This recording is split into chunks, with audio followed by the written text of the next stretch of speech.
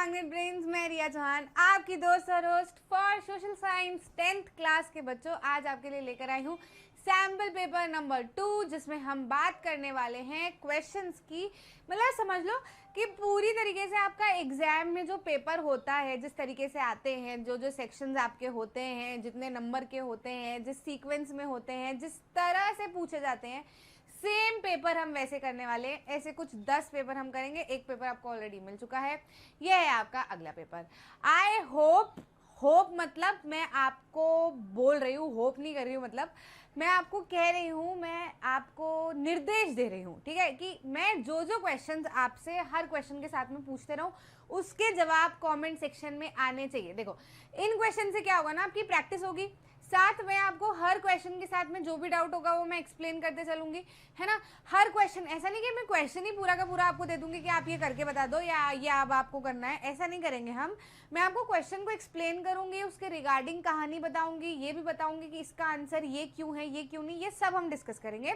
लेकिन उसके साथ में जो एक क्रॉस क्वेश्चन होता है ना, वो जहां मुझे लगेगा मैं करूंगी और आपको उसका जवाब कमेंट सेक्शन में देना है। जब भी आप सही जवाब दोगे मैं आपको आंसर बताऊंगी, अगर आप सही जवाब दोगे तो खुद की पीठ पे मेरी तरफ से एक शाबाशी ले लेना, ठीक है। यहाँ पे आपको टेस्ट करना है अपना नॉलेज, है ना। जरूरी नहीं कि आपको क्वेश्चन, सारे क्वेश्चन के आंसर बन जाएंगे, जरूरी ऐसा बिल्कुल भी नहीं है।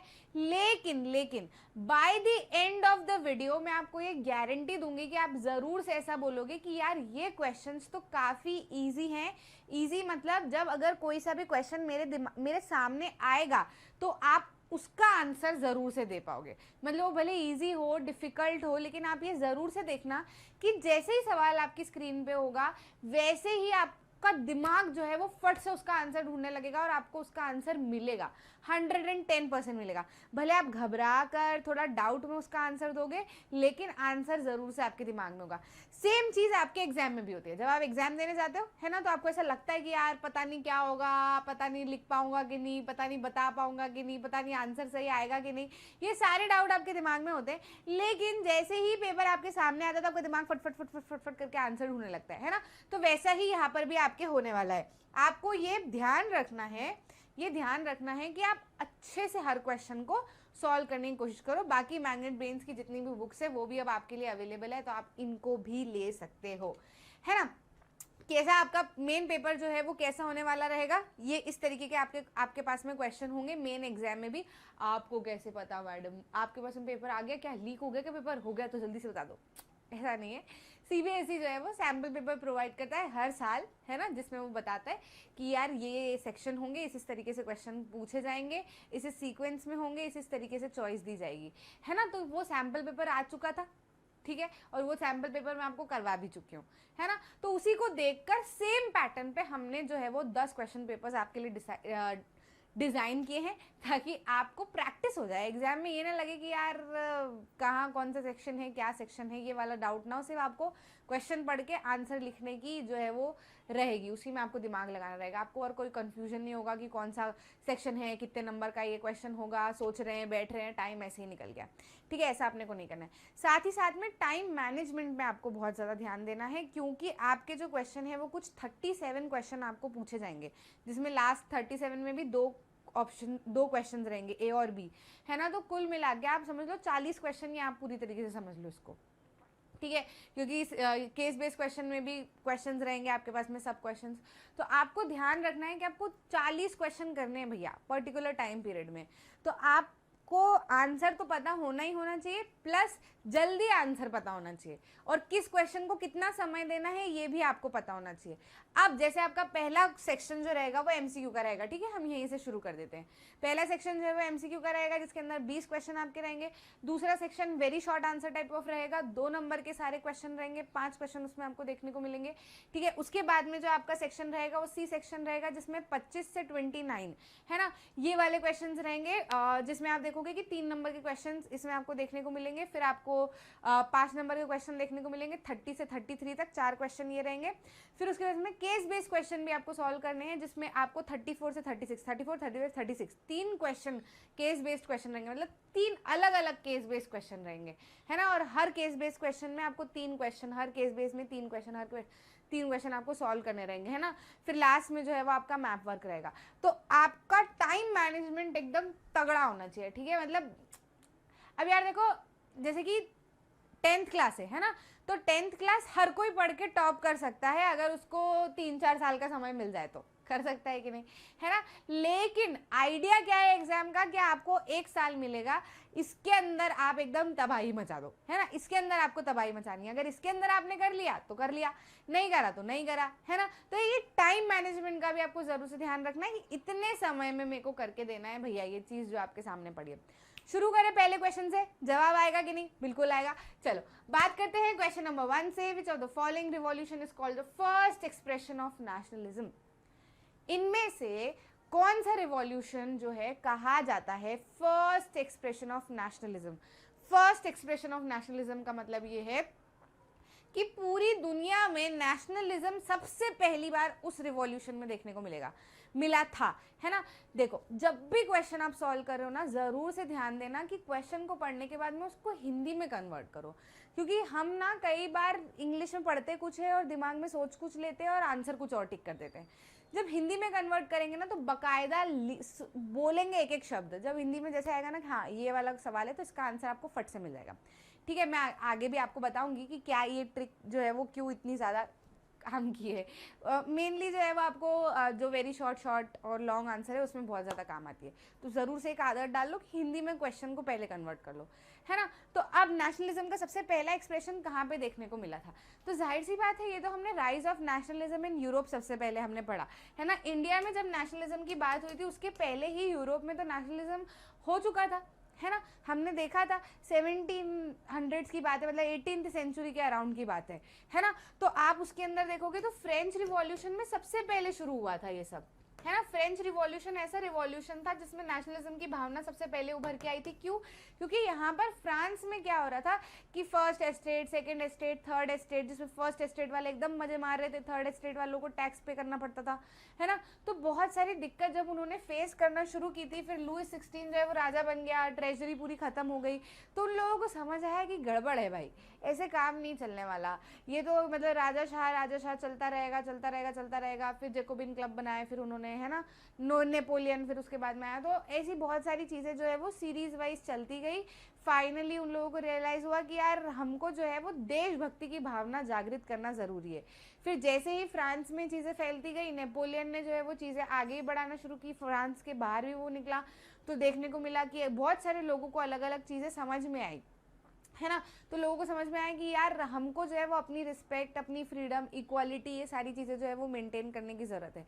और ये सब तभी हो सकता है जब हम एकजुट होकर काम करें, है ना। तो देशभक्ति की भावना सबसे पहले कहाँ पे आई? फ्रांस में आई। किस किस तरीके से उन्होंने nationalism, sense of collective belongingness जो है वो निकाला था। भैया देश तो उन्होंने बना लिया, है ना, फ्री भी उन्होंने कर लिया, सब कुछ कर लिया, लेकिन फिर एक देशभक्ति की भावना आना, उसके लिए उन्होंने बहुत सारी वेराइटी ऑफ थिंग्स की, है ना। ला सेटोइन, है ना, ला पैट्री, मतलब ये सारा जो है वो उन्होंने निकाला, है ना। फिर नेशनल फ्लैग बनाया, एक जो है वो एलिगोरी बनाई जिसको देखकर वो फील कर सके कि हाँ ये हमारा देश है ना, उससे अपने आप को रिलेट कर सके, ठीक है। उन्होंने अपने जो नेशनल सॉन्ग्स, हाइम्स और ये सब जो है वो कंपोज किए, ठीक है। तो उससे लोग जो है वो जुड़ने लगे, अपने आप को एक फील करने लगे, है ना। तो ये सब सबसे पहले कहाँ पे शुरू हुआ था? फ्रांस में शुरू हुआ था, फ्रेंच रिवॉल्यूशन के थ्रू शुरू हुआ था, और उसके बाद में जो है वो बाकी सारे जगह पे जो है वो फैलने लगा। पहले पूरे यूरोप में फैला, फिर उसके बाद में हम देखते हैं कि अलग अलग देशों ने भी इसको समझने की कोशिश की, और फिर धीरे धीरे करके सब लोग इंडिपेंडेंट होने लगे, नेशनलिज्म की भावना शुरू होने लगी। और फिर बहुत बाद में इंडिया में तो मतलब 20th सेंचुरी में ये सारी चीज़ें हमको समझ में आई थी, ठीक है। इन्होंने ये सब 18th सेंचुरी में ही कर लिया था। क्लियर है? तो सबसे पहले कहाँ पे हुआ? French revolution. ऑप्शन में दिख रहा है क्या? बिल्कुल दिख रहा है, number 1 option is French revolution. बाकी सारी चीजें जो है वो बाद में हुई थी, ठीक है। आंसर क्या हो जाएगा? ए। कर लोगे? कारण क्या है ये समझ में आया अच्छे से, ठीक है। चलो आगे बढ़ जाते हैं, नेक्स्ट क्वेश्चन पे आ जाते हैं।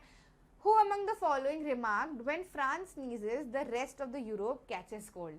तो देखो होता क्या था कि फ्रांस में कुछ भी होता वो सब पूरे यूरोप में उसके बाद में फैलता, मतलब सबसे पहले वो चीज़ फ्रांस में होती, उसके बाद में पूरे यूरोप में फैलती। जैसे कि रिवॉल्यूशन सबसे पहले फ्रांस में शुरू हुआ, फिर उसके बाद में धीरे धीरे आगे बढ़ता गया तो पूरे यूरोप में फैल गया, है ना। सब वो सारे यूरोप में जितने भी दूसरे दूसरे देश हैं उनको ऐसा लगने लगा कि यार हाँ हाँ हमको भी करना चाहिए, हाँ हाँ हमको भी करना चाहिए। फ्रांस में भी तो हुआ, जब फ्रांस वाले खड़े हो सकते हैं इस चीज़ के लिए, लड़ सकते हैं, तो हम क्यों नहीं लड़ सकते।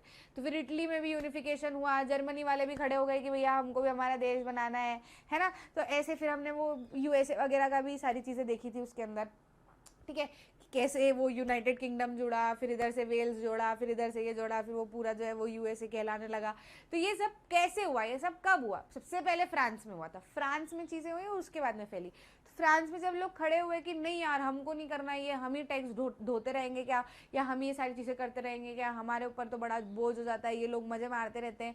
तो ये जो आइडिया जब फ्रांस से निकला तो फिर वो पूरे पूरे यूरोप में फैला। तो बस एक चीज़ फ्रांस में होती पूरे के पूरे यूरोप में फैल जाती, एक चीज़ फ्रांस में होती पूरे के पूरे यूरोप में फैल जाती। जैसे सर्दी होती है ना, कि मुझे सर्दी हुई, मुझे छींक आई तो मेरे पूरे घर में फैल गई, है ना, होती है ना, सर्दी होती है तो एक दूसरे को सारी की सारी फैल ही जाती है।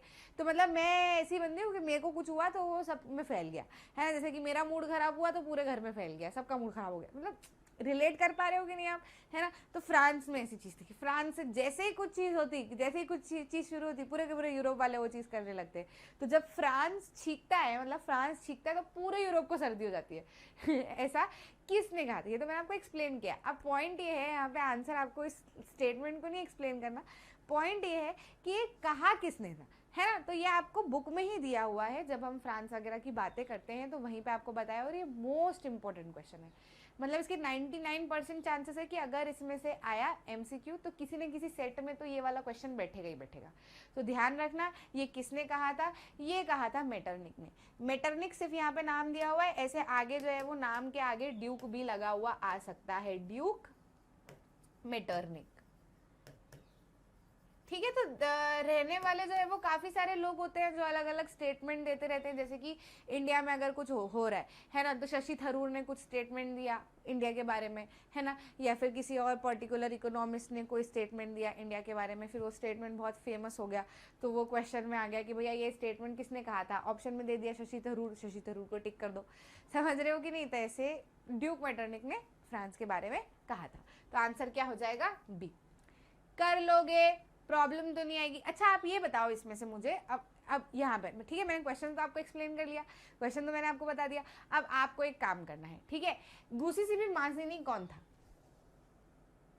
आपको ये पता होना चाहिए कि ड्यूक मेटरनिक तो हम यहाँ पे टिक कर रहे हैं, लेकिन गुसिसिबी माजिनी क्यों टिक नहीं कर रहे, ठीक है, या फिर ऑटो वन बिस्मार्क क्यों टिक नहीं कर रहे, या फिर गुसिसिबी गैरिबाल्डी क्यों टिक नहीं कर रहे, ठीक है, ये आपको पता होना चाहिए। तो ऑटो वन बिस्मार्क तो जो है वो यूनिफिकेशन उधर वहाँ पे हमने देखा था, ठीक है, इनको लीडर बनाया हुआ था, है ना, फिर वो 3 साल तक 7 वॉर लड़े गए, ध्यान आ रहा है कि नहीं आ रहा है ना। तो वहाँ पे इनका रोल था, तो इन्होंने ऐसा कोई स्टेटमेंट ये पर्टिकुलर वाला नहीं दिया था, ठीक है। अब ये गुसिसिबी माजिनी और गुसिसिबी गैरिबाल्डी जो है, जिसमें अधिकतर लोग कंफ्यूज होते रहते हैं। अच्छा एक हिंट दे देती हूँ इसमें मैं, गुसिसिबी और गैरिबाल्डी में से एक बंदा ऐसा है जिसने कि एक क्लब फॉर्म किया था, जो कि बहुत यंग एज में उन्होंने फॉर्म किया था, ठीक है, सीक्रेट सोसाइटी भी उन्होंने बनाई थी, है ना, और फिर उनको जो है वो देश निकाला भी दे दिया था, ठीक है। डरते थे इनसे, मतलब लोग बहुत यंग थे ये, लेकिन लोग इनसे डरा करते थे कि यार ये तो कुछ तबाही जरूर से मचा देगा, जैसे कि हमारे यहाँ पे भगत सिंह थे ऐसे, है ना। तो ये आप बताओ कि इन दोनों में से कौन थे, गुसिसिबी माजिनी था या फिर गुसिसिबी गैरिबाल्डी था, ठीक है, कर लोगे, है ना। तो ऐसा भी आपको ऑप्शन आ जाता है कई बार, वो ऐसे ऑप्शन में दे देंगे कि सीक्रेट सोसाइटी किसने बनाई थी,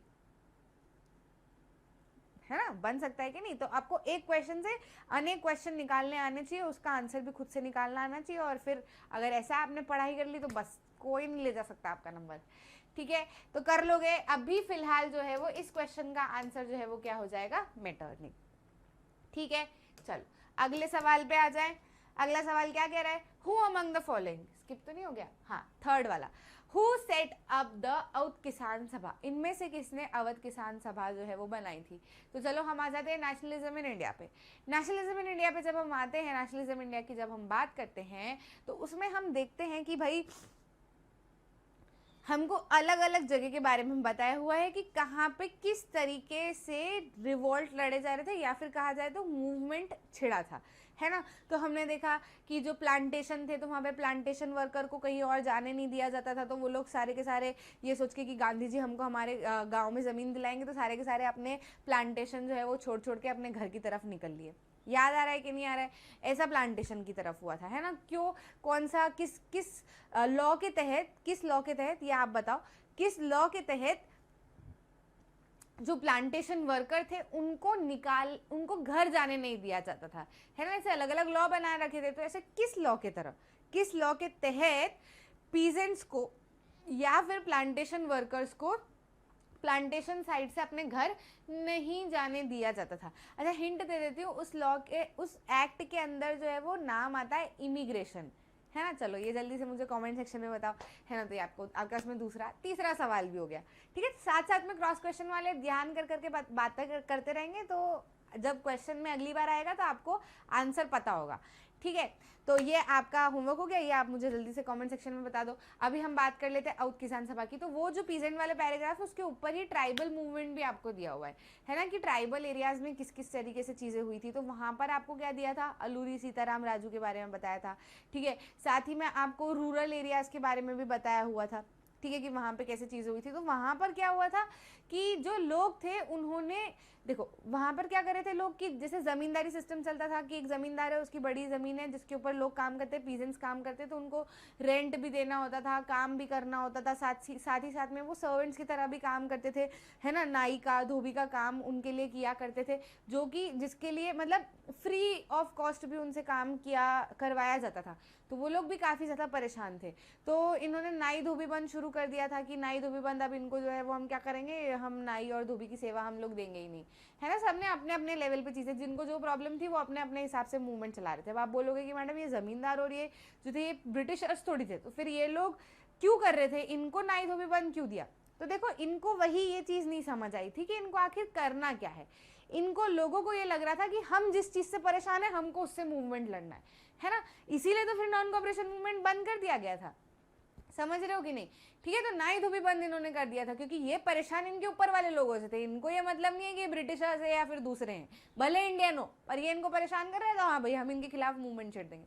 उन्होंने नाई धोबी बंद शुरू कर दिया था, जो कि एक तरीके से ठीक भी था, क्योंकि लोगों को रियलाइज होना कि प्रॉब्लम क्या है उनके जीवन में ज़रूरी है, ठीक है। तो नाई धोबी बंद वगैरह शुरू कर दिया था। फिर उसके बाद अवध किसान सभा जो है वो बनाई गई थी, जिसके लिए जवाहरलाल नेहरू भी आए थे, है ना। जवाहरलाल नेहरू भी आए थे और उन्होंने सोचा था कि इस चीज़ को और ज़्यादा आगे बाबा रामचंद्र के साथ में और ज़्यादा जो है वो आगे बढ़ाया जाएगा। तो किसने शुरू की थी अवध किसान सभा? तो मैंने आपको आंसर बता ही दिया है, वैसे हम ऑप्शन में फिर भी ढूंढ लेते हैं। नंबर 1 अलूरी सीताराम राजू। अलूरी सीताराम राजू ने ये शुरू किया था कि अवध किसान सभा? नहीं, अलूरी सीताराम राजू ने क्या किया था, वो तो ऐसा मानता था कि वो भगवान का इनकारनेशन है ना, मतलब एक अवतार है, लोगों को ऐसे कि वो बुलेट भी झेल लेंगे, है ना, और ये सब कर लेंगे। लेकिन हाँ, इन्होंने अच्छी चीज़ भी की थी, इन्होंने महात्मा गांधी के को ये अपना आइडल मानते थे। ड्रिंकिंग स्मोकिंग करने के लिए लोगों को मना करते थे, है ना। काफ़ी ज़्यादा चीज़ें इन्होंने ट्राइबल एरियाज में फैलाई थी। एक छोटी सी गलती इन्होंने कर दी थी कि गांधी जी को अपना आइडल तो मानते थे लेकिन गांधी जी की बात नहीं मानते थे। गांधी जी का कहना ऐसा था कि भाई तुमको वायलेंस नहीं करना है, और ये ऐसा कहते थे कुछ नहीं होगा, नॉन वायलेंस है, वायलेंस करना ही पड़ेगा, मारना पीटना ही पड़ेगा। तो इन्होंने गुरिल्ला मूवमेंट भी, वारफेयर भी शुरू कर दिया था ट्राइबल एरियाज में, है ना। तो अगर ऐसा कुछ सवाल आता है तो आंसर हम क्या लिखेंगे, अलूरी सीताराम राजू। लेकिन अवध किसान सभा की बात हुई तो बाबा रामचंद्र और जवाहरलाल नेहरू ने मिलकर अवध किसान सभा शुरू की थी, और इसी को और एक्सपांड करने की भी इन्होंने प्रयास किया था, या फिर इन्होंने सोचा था कि हाँ हम इसको और एक्सपांड करेंगे आगे भी, ठीक है। तो यहाँ पर क्या आ जाएगा आंसर, जवाहरलाल नेहरू एंड बाबा रामचंद्र। तो B option will be the correct answer. अब यहाँ पे आपको जरूरी नहीं है कि जवाहरलाल नेहरू भी ऑप्शन में दे, सीधे बाबा रामचंद्र भी आपको ऑप्शन में दे सकते हैं। तो आपका आंसर क्या होना चाहिए, बाबा रामचंद्र, ठीक है। तो आंसर जो है वो क्या हो जाएगा, answer option B will be the right answer, ठीक। चले देखो, ऐसे ही जब आप हर एक क्वेश्चन के साथ में और नया क्वेश्चन निकाल के खुद से आंसर ढूंढते रहोगे ना, तो फिर जब वो दूसरा क्वेश्चन कभी ऑप्शन में बन के आ गया या क्वेश्चन बन के आ गया तो आपको पता होगा कि इसका आंसर क्या है, ठीक है। तो आपको मेरे को क्या बताना है, मैंने आपको इसमें क्या होमवर्क दिया था हाँ, इमिग्रेशन वाला, ठीक है। वो मैं बोलने ही वाली थी वो एक्ट का नाम, बच गई, ठीक है। तो आपको वो जिस एक्ट के तहत वर्कर्स को, प्लांटेशन वर्कर्स को अपने घर नहीं जाने दिया जाता था, ब्रिटिशर्स के द्वारा इम्पोज किया गया था, उस एक्ट का नाम आपको बताना है, ठीक है। हिंट में मैंने दे दिया कि एक्ट के अंदर इमिग्रेशन शब्द यूज होता है। Who among the following wrote Vande Mataram, इनमें से किसने वंदे मातरम लिखा था, है ना। तो एक क्वेश्चन इसके पहले वाले जो सैम्पल पेपर मैंने कराया था तब भी ये क्वेश्चन पूछा गया था कि इनमें से वो कौन है जिन्होंने वंदे मातरम लिखा था, साथ ही साथ में भारत माता की सबसे पहली इमेज बनाई थी। आ गया। तो मैंने आपको तब भी बताया था, है ना, मैंने आपको बोला था कि ऐसा भी पूछ सकते हैं कि सीधे कि वंदे मातरम किसने लिखा था, या फिर ऐसे भी पूछ सकते हैं कि सबसे अच्छा वो तो फिर अलग क्वेश्चन हो जाएगा, वो अभी मैं आपको क्वेश्चन पूछूंगी आपसे। अभी हम ये देख लेते हैं कि भारत माता की सबसे पहली इमेज, क्योंकि हमने देखो भारत वालों ने बहुत सारी चीज़ें बहुत सारे लोगों से सीखी, बाहर से सीखी।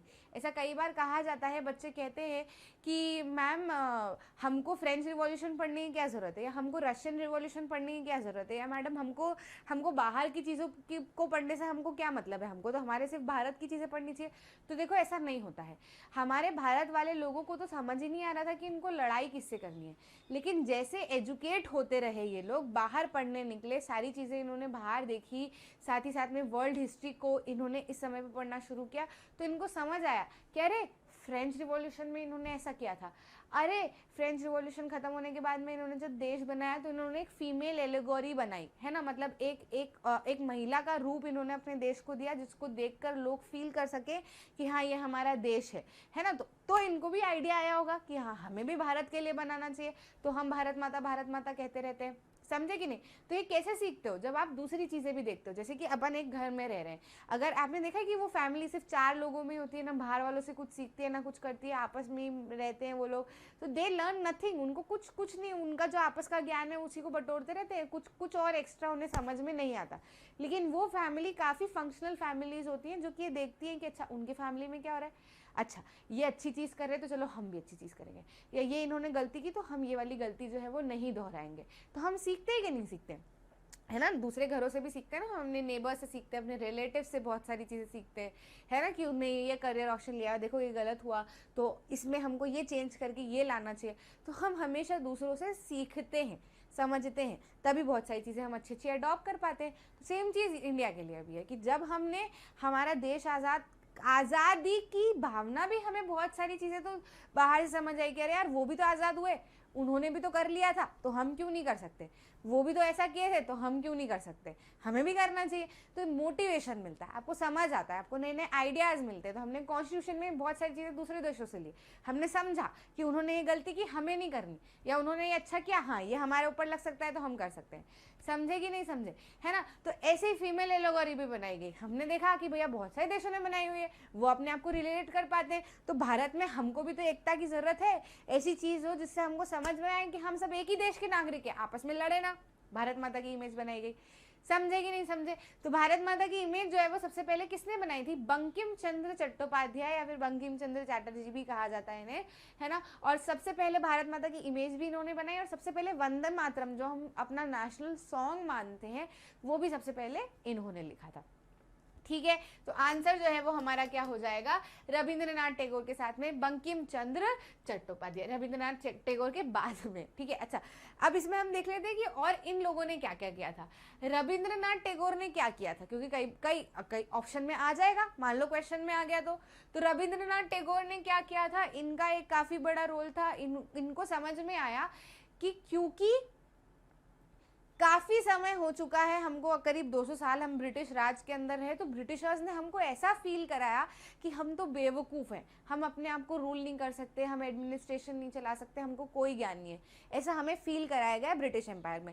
लेकिन ब्रिटिशर्स के आने के पहले का भारत का इतिहास तो बहुत बड़ा है, हमने क्या क्या नहीं किया। इंडस वैली सिविलाइजेशन आप देख लो, हमने पूरे पूरे घर, स्ट्रीट लाइट, लैम्प सब कुछ बना रखे थे, हमारे रिसोर्सेज हमारे पास में अथाह थे, हमने इतनी सारी चीज़ें की हुई है जिसका कोई जवाब नहीं था, लेकिन लोगों को ये सब वापस बताया कैसे जाए। तो इन्होंने रिवाइवल का काम किया, इन्होंने बोला कि हिस्ट्री को वापस लेके आओ भैया, हिस्ट्री को वापस लेकर आओ।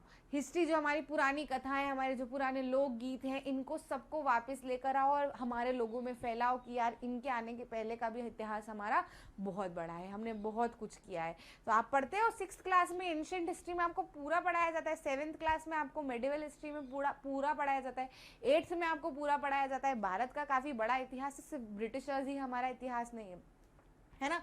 समझ रहे हो कि नहीं? तो ये सारी चीज़ें हम आज कैसे कह पाते हैं, क्योंकि इन जैसे लोगों ने उसको वापस दोहराया, वापस लेकर आए, ताकि हमारे लोग गर्व कर सके कि नहीं आए, ब्रिटिशर्स तो बाद में आए, और हमें ये भी बताया कि ब्रिटिशर्स आखिर हमारे ऊपर हावी कैसे हुए, ऐसी हमने क्या गलती की थी कि ये हम पर हावी हो पाए, है ना। ये सारी चीज़ें भी बताई। तो कैसे पता है आज हम ये सारी चीज़ें कैसे बोल सकते हैं? क्योंकि इन्होंने लिखी, इन्होंने रिवाइव की, इन्होंने बताया। ऐसे लोगों ने, सिर्फ ये नहीं, ऐसे लोगों ने बताया। तो इनके साथ साथ और भी कई सारे लोग थे, जैसे कि नंदेशा शास्त्री जी ने पूरी तमिल फोकलोर 4 वॉल्यूम बुक लिखी, है ना। उसमें लोकगीत, लोक कथाएं, जो बड़ी बड़ी कहानियाँ हुई, रियल कहानियाँ हुई, उनको सबको उन्होंने इंक्लूड किया। ठीक है, वापस से लोकगीत गाए जाने लगे, हाइम्स गाई जाने लगी। समझे कि नहीं समझे? द्वारकानाथ टैगोर जी का नाम तो उनमें आता है जो इंडस्ट्रियलिस्ट थे, है ना, जिन्होंने भारत को नई नई ऊंचाइयां दी, है ना। तो उसमें हम इनका नाम जो है वो देखते हैं। अरविंद्रनाथ टैगोर जैसा हमने कुछ इस पर्टिकुलर चैप्टर में नहीं पढ़ा। ठीक है, क्लियर है? समझे कि नहीं? तो अभी आंसर हमारा क्या हो जाएगा यहाँ पे, पर्टिकुलर बंकिम चंद्र चट्टोपाध्याय। एक्स्ट्रा मैं आपको बताते जा रही हूँ, आप ऐसे लोड मत लेना कि मैडम आप क्या फालतू का बताने लगे। फालतू नहीं, ये क्वेश्चन भी बन के आ सकते हैं क्योंकि आपके सिलेबस से ही रिलेटेड है। ठीक, चलो अगले क्वेश्चन की बात करते हैं। Resources which are served and their quantity and quality have been determined for utilisation is known as.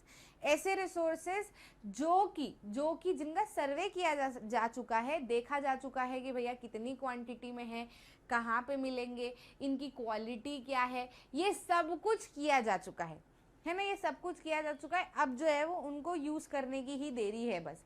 ऐसे रिसोर्सेज क्या कहलाते हैं? तो ऐसे रिसोर्सेज जो है वो डेवलप्ड रिसोर्सेज कहलाए जाते हैं। क्या कहलाए जाते हैं? Developed resources. दिख रहे हैं क्या? हाँ, सी ऑप्शन हमें दिख रहा है, तो सी ऑप्शन हमारा जो है वो राइट आंसर हो जाएगा। बाकी सारे ऑप्शन भी मैं बता देती हूँ। पोटेंशियल रिसोर्सेज ऐसे रिसोर्सेज होते हैं जिनमें बहुत क्षमता है, उन रिसोर्सेज से बहुत काम किया जा सकता है, लेकिन हमारे पास में अभी उनकी टेक्नोलॉजी नहीं है कि हम उनको यूज़ कर सकें, है ना। स्टॉक जो है वो भी इकट्ठे करे हुए हमारे पास में रखे हैं, अभी हमारे पास में और दिमाग हमको चाहिए कि उनको भी हम यूज़ कर सकें। रिजर्व जो है वो अभी हमारे पास में हमने रिजर्व करके उनको रखा हुआ है, ताकि आने वाले समय में काम आ जाए। ऐसा कि ना हो कि अभी अभी हम सारा कुछ ख़त्म कर दें। ठीक है, समझे कि नहीं समझे? अभी फिलहाल इसका आंसर जो है वो क्या हो जाएगा? Developed resources. ऐसे रिसोर्सेज जिनको स्टडी किया जा चुका है कि ये पर्टिकुलर एरिया में मिलेंगे, इतनी अमाउंट में मिलेंगे, इनकी क्वालिटी ऐसी है ना। ये सब हमने देख लिया है, समझ लिया है। ठीक है, जब यूज़ करने की ज़रूरत पड़ेगी उनको यूज़ कर लेंगे। क्लियर? नेक्स्ट क्वेश्चन की बात करें। अगला क्वेश्चन क्या कह रहा है? 6th, which one of the following forces leads to maximum soil erosion in plains. Plains में इनमें से कौन से फोर्सेस हैं जिनके कारण बहुत ज़्यादा सॉइल इरोजन होता है? तो देखो, हर एरिया में अलग अलग फैक्टर्स के कारण सॉइल इरोजन होता है। जैसे कि मैं आपको बताऊं, माउंटेन्स में, है ना, तो माउंटेन्स में जब आप रोड काटते हो, सड़कें काटते हो, तो उनकी मिट्टी जो है वो गिर के जाती है, तो कंस्ट्रक्शंस के कारण, है ना, काफ़ी ज़्यादा उनकी मिट्टी गिर के जाती है, जिसकी वजह से सॉइल इरोजन वहाँ पे होता है ना। साथ ही साथ में अगर आप देखोगे कि डेजर्ट वाला एरिया है, डेजर्ट वाला जो एरिया है, उबड़ खाबड़ जो एरिया है, डेजर्ट है, मतलब वहाँ पे बालू रेती वगैरह है, तो वहाँ पे आप देखोगे कि विंड के कारण वहाँ पे भी काफ़ी ज़्यादा सॉइल इरोजन होता है ना, कि हवा उड़ा के ले जाती है। साथ ही में प्लेन एरिया की हम बात करें, जिसमें पेड़ पौधे लगे होते हैं, जहाँ पे सड़कें होती हैं, है ना, तो जहाँ पे एग्रीकल्चर लैंड होता है, जैसे कि जिस लैंड पे हम लोग रहते हैं, है ना, जो नॉर्दर्न प्लेन्स वाला हिस्सा है, एमपी में बहुत सारा हिस्सा है। ठीक है, यहाँ पे सॉइल इरोजन सबसे ज़्यादा किस कारण से होता है? विंड के कारण। प्लेन एरिया में अगर आप देखो कि भैया यहाँ पे मान लो कि पेड़ था, है ना, यहाँ पे एक पेड़ था, अब इस पेड़ को जो है वो काट दिया गया, उखाड़ दिया गया, तो यहाँ की जो सॉइल है अब ये ढीली हो चुकी है ना, ढीली हो चुकी है। तो अब ये किस फैक्टर से इरोड हो जाएगी, मतलब बह के चली जाएगी, या फिर खत्म हो जाएगी, या फिर खराब हो जाएगी, या फिर यहाँ पे नहीं बचेगी? तो भैया विंड, सबसे ज़्यादा विंड। हवा तो जो है वो दिन रात चलती होती है, पानी तो कभी कभी गिरता है ना, जब पानी गिरेगा तब वो पानी बहा के लेके जाएगा, हमेशा नहीं गिरता, है ना। तो विंड ऐसी चीज है जो 24 घंटे चलती है ना। तो प्लेन एरिया में सबसे ज्यादा सॉइल इरोजन किसके कारण होता है? विंड के कारण होता है। देख रहे हैं क्या हम? Wind, running water, glacier, earthquake. तो अर्थक्वेक भी हमेशा नहीं आता है ना, काफी कम आता है। रनिंग वाटर जो है वो पानी जो है वो हमेशा नहीं बहता रहता, सीजन वाइज बहता है। ग्लेशियर जो है वो तो ग्लेशियर की तो यहाँ पे कोई बात ही नहीं है नॉर्दर्न प्लेन्स में, है ना। विंड ऐसी चीज है जो 24 घंटे चलती है ना। ठीक है, तो आंसर जो है वो हमारा क्या हो जाएगा? विंड। ठीक है, अगले क्वेश्चन पे आ जाए। Manas tiger reserve is located in, Manas tiger reserve कहाँ पे है? तो मानस टाइगर रिजर्व जो है वो असम में है ना। तो मानस वाइल्ड लाइफ सेंचुरी कहाँ पे है? असम में है, जो कि नॉर्थ वेस्ट में पड़ता है। बायोडाइवर्सिटी हॉटस्पॉट है, मतलब यहाँ पे काफी वेराइटी ऑफ देखने को हमको मिलेंगे। 39,000 हेक्टेयर्स के अराउंड का है ना। मानस रिवर वहाँ पे है, भूटान से जो है वो उसकी बाउंड्री जुड़ी हुई है। तो थोड़ा सा मैंने एक्स्ट्रा लिख दिया है ताकि आपके दिमाग में रहे, याद रहे, आपको एक्स्ट्रा थोड़ा सा रहेगा कि हाँ ये पढ़ा था हमने, तो ये इसका आंसर है। ठीक, तो आंसर जो है वो क्या हो जाएगा हमारा? असम। नेक्स्ट क्वेश्चन पे आ जाते हैं। Choose the correct option from column 1 and column 2। Column 1 और कॉलम 2 में से आप क्या करो? करेक्ट ऑप्शन जो है वो चूज करो। ठंड लगने लगी है ना, ठंडा मौसम हो गया, तो इसमें से हमको ऑप्शन जो है वो चूज करना है। चलो हम कर लेते हैं, ये तो हमको बहुत अच्छे से पता है। इसके लिए मैंने आपको जो, इसके लिए नहीं, सॉइल के लिए, अच्छा सॉइल वाले क्वेश्चंस में अगर आपको दिक्कत आ रही है ना कि कौन सी सॉइल कहाँ मिलती है, कैसे मिलती है, तो उसके ऊपर वीडियो बना हुआ है एक, ठीक है, उसको आप देख लेना। चलो बात कर लेते हैं number 1, a crop which is used as both food and fodder.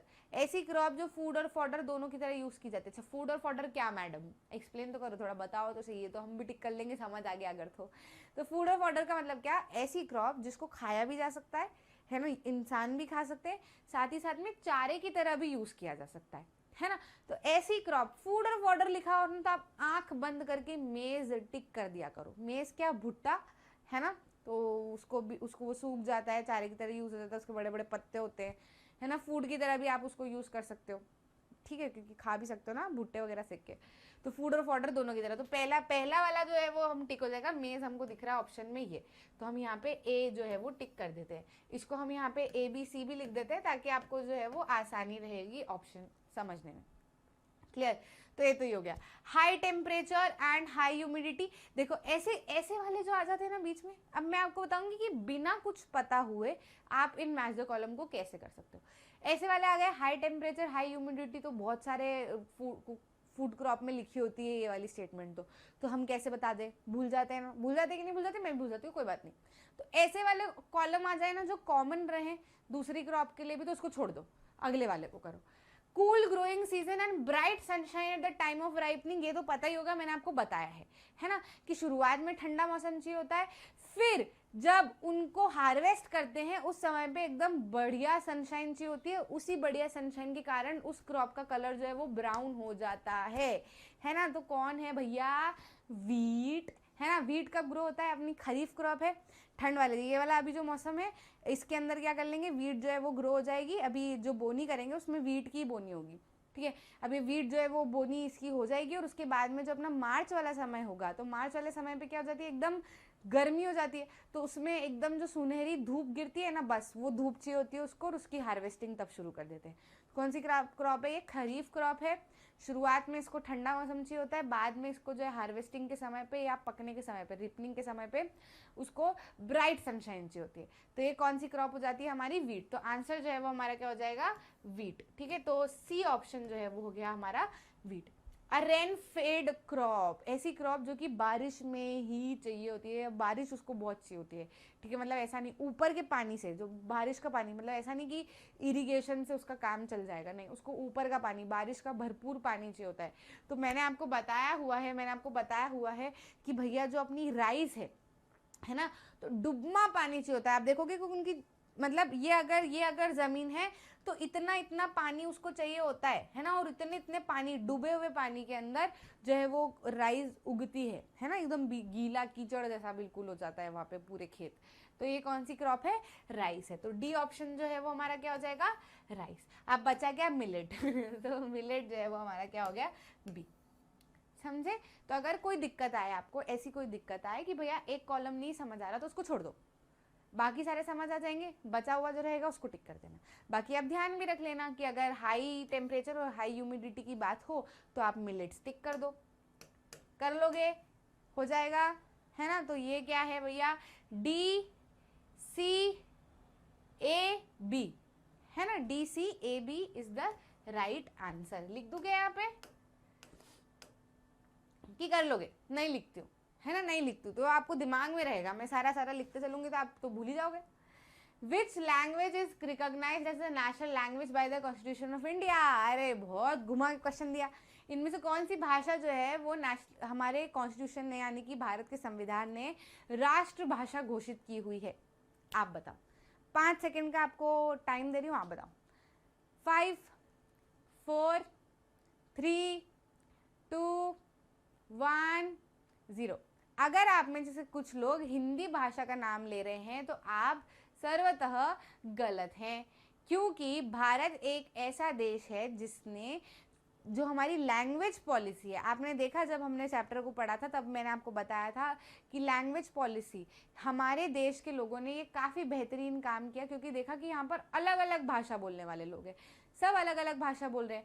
ऐसे में अगर हम किसी एक ही भाषा को सबसे बड़ा दर्जा दे देते हैं तो बाकी जो भाषा बोलने वाले लोग हैं उनको तो इन्फीरियरिटी कॉम्प्लेक्स हो जाएगा, उनको लगेगा कि यार हमारी भाषा का क्या, है ना। तो इसीलिए लैंग्वेज पॉलिसी अपनाई गई। लैंग्वेज के हिसाब से तो स्टेट बांटे ही गए, साथ ही साथ में हमने ये रिकॉग्नाइज किया या हमने ये नोट किया, उसके ऊपर थोड़ी स्टडी की गई कि भैया 22 शेड्यूल्ड लैंग्वेजेस का हमने नाम दिया, और कई सारी भाषाएं जो पूरे देश में बोली जाती है, तो 22 शेड्यूल्ड लैंग्वेजेस का हमने नाम दिया, जिसमें जो है वो उसमें हिंदी वगैरह। तो हमने ये बोला कि यार हिंदी को हम जो है वो राष्ट्रभाषा घोषित नहीं कर सकते, क्योंकि सिर्फ 40% लोग ही हिंदी बोलते हैं, बाकी के लोग जो है वो दूसरी भाषाएं बोलते हैं, तो ऐसे में उन लोगों को समस्या हो जाएगी।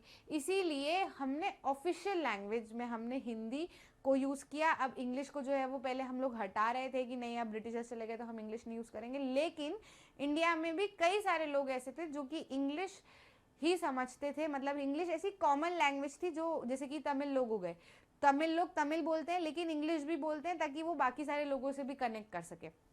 तो ये कनेक्टिविटी के लिए इंग्लिश लैंग्वेज अच्छी थी, इसलिए ऑफिशियल टर्म्स में हमने हिंदी इंग्लिश दोनों रखा, और साथ ही साथ में स्टेट वाइज जो है वो अपनी अपनी लैंग्वेज भी जो है वो देखने को मिलती है कि वो अपना अपना काम उसके अंदर कर सकते हैं। साथ ही साथ में हमने ये भी बोला कि जो गवर्नमेंट एग्जाम्स है उसमें भी जो बंदा चाहे वो अपनी भाषा में उस एग्ज़ाम को दे सकता है। तो 22 शेड्यूल लैंग्वेजेस का हमने काम किया कि भैया इनमें से आप जो जिस भी भाषा में एग्ज़ाम देना चाहो आप एग्ज़ाम दे सकते हो, ताकि लैंग्वेज जो है वो एक बैरियर ना बने।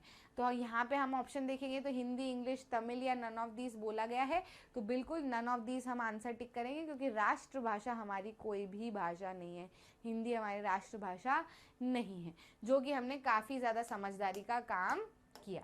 ठीक है, समझे कि नहीं? क्योंकि हमने देखा कि बेल्जियम में भी सेम चीज़ हो रही थी, है ना, हमने सीखा कि बेल्जियम में भी सेम चीज़ हो रही थी। फिर आपने देखा कि श्रीलंका में तो 12 ही बज गई, मतलब भाषा के कारण। ठीक है, तो हमको ऐसा कुछ नहीं करना था, और हमारे श्रीलंका में और इनमें तो 2-2 3 लैंग्वेज का ही लफड़ा था। हमारे यहाँ तो कितनी सारी भाषाएं, तो लड़ने अगर भिड़ते तो पूरे देश ही खत्म हो जाता। तो हमने बहुत समझदारी से काम लिया। ठीक है, आंसर हो गया। अगले क्वेश्चन पे आ जाए, इधर आ जाए यार, बहुत दूर जाना पड़ता है।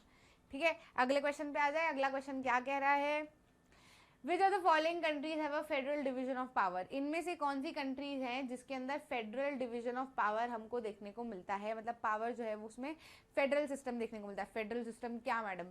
तो फेडरल सिस्टम का मतलब ऐसा सिस्टम होता है जिसमें कि पावर जो है वो डिवाइडेड हो, है ना, सेंट्रल गवर्नमेंट की स्टेट गवर्नमेंट के अंदर पावर डिवाइडेड हो, मतलब ऐसा नहीं कि सिर्फ एक ही का रूल है कि सिर्फ सेंट्रल गवर्नमेंट या स्टेट गवर्नमेंट की कोई पावर नहीं है। जहाँ पर स्टेट गवर्नमेंट की कोई पावर नहीं होती, सिर्फ सेंट्रल गवर्नमेंट ही होती है, वो यूनिटरी सिस्टम कहलाता है। और भी बहुत सारे उसके फीचर्स होते हैं, सिर्फ ये एक फीचर नहीं है, पर मेन फीचर ये है। फेडरल सिस्टम में हम देखते हैं कि पावर जो है वो डिवाइडेड है, कि भैया सेंट्रल गवर्नमेंट की अपनी पावर, स्टेट गवर्नमेंट की अपनी पावर, है ना, फिर अगर स्टेट गवर्नमेंट चाहे तो और ज़्यादा अपनी पावर नीचे लोकल लेवल में डिवाइड कर सकती है। तो ऐसा हमको कहाँ पे देखने को मिलता है? ऐसा हमको देखने को मिलता है इंडिया और बेल्जियम में। सबसे पहले बेल्जियम में देखने को मिला है ना, बेल्जियम में मतलब हमने देखा, उसका बहुत बड़ा एग्जाम्पल हमने देखा फेडरलिज्म वाले चैप्टर में। ठीक है, कि उन्होंने जो दिक्कतें थी तो उसको बांट दी, कम्युनिटी गवर्नमेंट बना दी, है ना, स्टेट और सेंट्रल लेवल पे अलग अलग पावर्स उन्होंने दे दी दोनों कम्युनिटीज़ को, तो इसकी वजह से वो अच्छे से रह पाए, है ना। इंडिया में भी यही देखने को मिलता है, सेंट्रल गवर्नमेंट की अपनी पावर्स है, स्टेट गवर्नमेंट की अपनी पावर्स है ना। सेंट्रल बोलेगी तो मानेगी ज़रूर, पर बाउंड नहीं करता, है ना। स्टेट गवर्नमेंट अपने अपने हिसाब से अपने अपने स्टेट्स को रूल करती है। क्लियर है? तो आंसर जो है वो क्या हो जाएगा, India, Belgium, Sri Lanka both A and B, तो जाहिर सी बात है बोथ ए एंड बी। ठीक है, आंसर जो है वो क्या हो जाएगा, both A and B. Federal power कहाँ पे देखने को मिलती है, इंडिया और श्रीलंका, इंडिया और बेल्जियम दोनों तरफ देखने को मिलती है। अगले क्वेश्चन पे आ जाए, which of the following division is unique to India, इनमें से कौन सा डिवीजन जो है वो इंडिया को लेकर यूनिक है, मतलब वो ऐसा भेदभाव है जो कि सिर्फ इंडिया में ही देखने को मिलता है। तो कास्ट सिस्टम, है ना। आप देखो कोई सा भी देश उठा लो, कोई लैंग्वेज के लिए लड़ रहा होता है, कोई कलर के लिए लड़ रहा होता है, मतलब बाकी ऐसा है कि कलर वाली जो चीज़ें हैं वो बाकी सारे देशों में भी देखने को मिलेगी, है ना। मतलब सारी लैंग्वेज वाली दिक्कत भी आपको सारे देशों में देखने को मिलेगी, पर कास्ट वाली, जात पात वाली चीज़ जो है वो ऐसी चीज़ है जो सिर्फ इंडिया में देखने को मिलेगी, आपको और कहीं पे भी देखने को नहीं मिलेगी।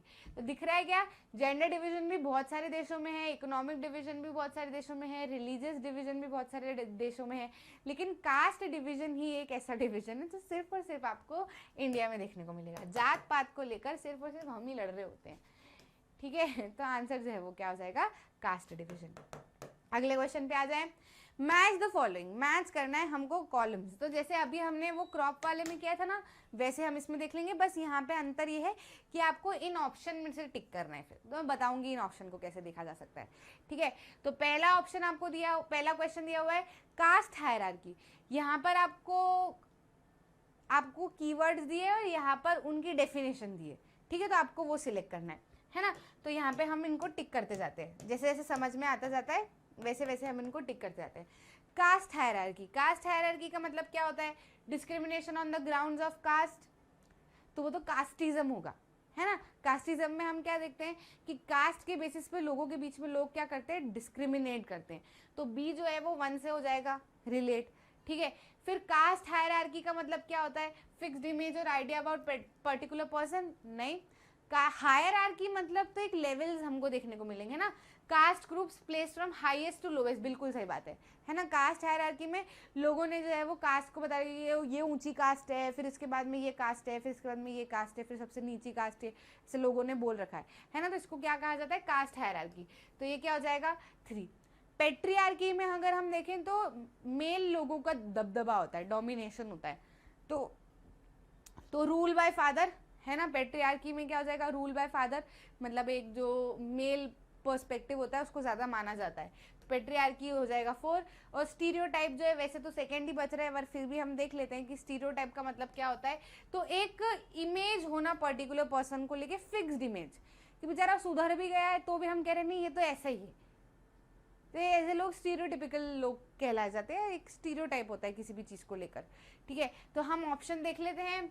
ए जो है वो 3 से जुड़ा है, बी जो है वो 1 से जुड़ा है, सी जो है वो 4 से जुड़ा है, और डी जो है वो 2 से जुड़ा है।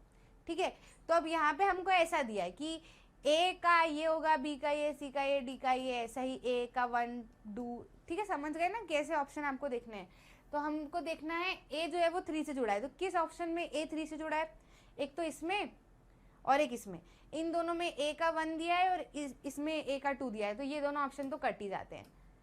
ठीक है, अब ये बचे ये वाले, और बी में तो 1 दिया है, इसमें भी बी में 1 दिया है, सी में 2 और इसमें सी में 4। तो देख लेते हैं सही क्या है, सी में 4 सही है, तो सी में 4 मतलब ये वाला ऑप्शन जो है वो सही ऑप्शन हो जाएगा। ठीक है, समझ गए, बहुत ईजी है, जो ऑप्शन को इन्होंने घुमा दिया है तरीके से, तो उसको आप करोगे तो आपको समझ आ जाएगा।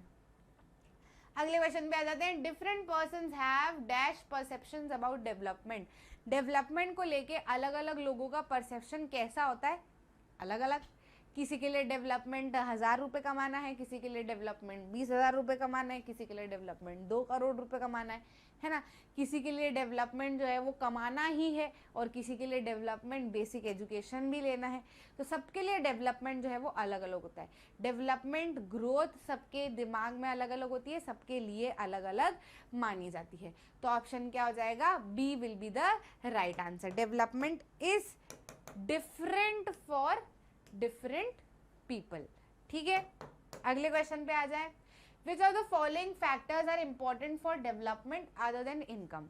इनमें से कौन से फैक्टर जो है वो डेवलपमेंट के लिए इंपॉर्टेंट है अदर देन इनकम। इनकम के अलावा ऐसे कौन से फैक्टर्स हैं जो कि डेवलपमेंट के लिए ज़रूरी है, आगे बढ़ने के लिए, खुद को डेवलप करने के लिए ज़रूरी है।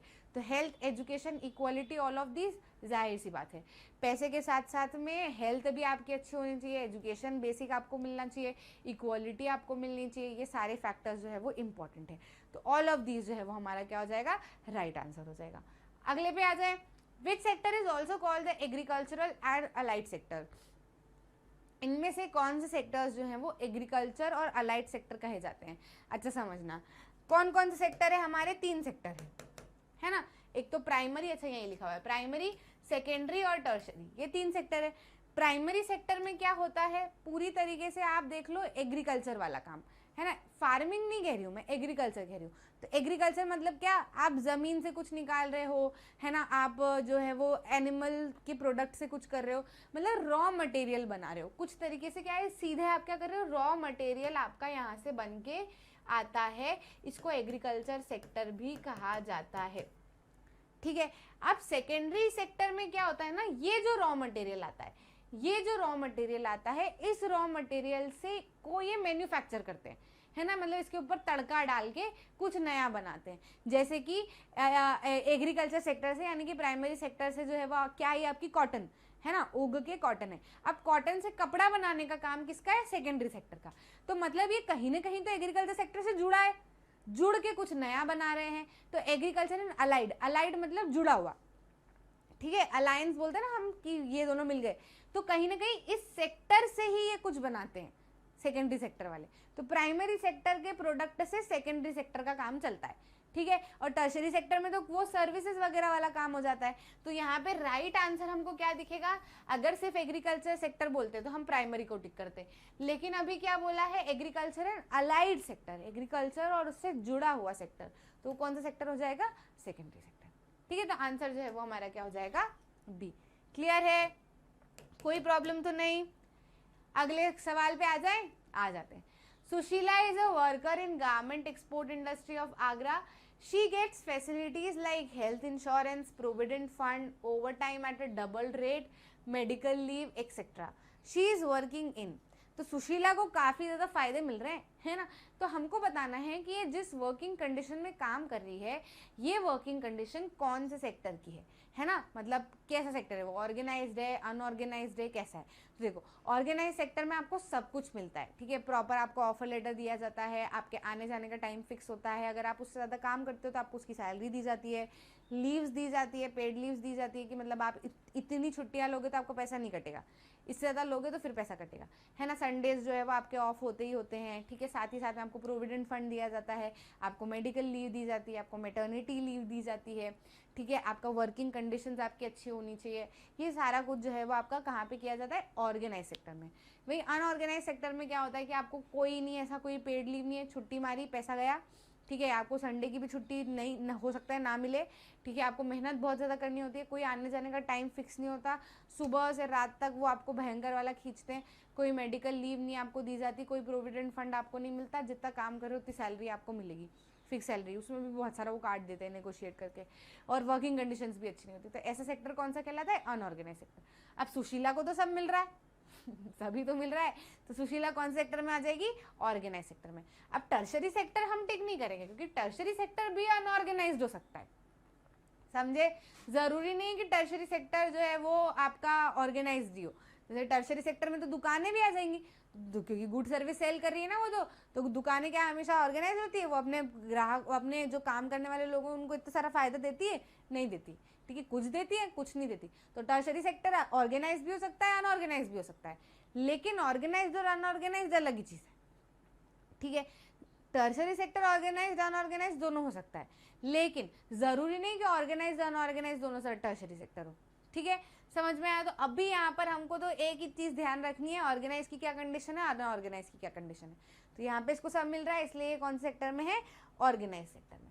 अगले पे आ जाते हैं। In India slash and burn agriculture is known as bewar in which of the following state, इनमें से कौन से स्टेट में इंडिया में स्लैश एंड बर्न एग्रीकल्चर को बेवर्ड भी कहा जाता है?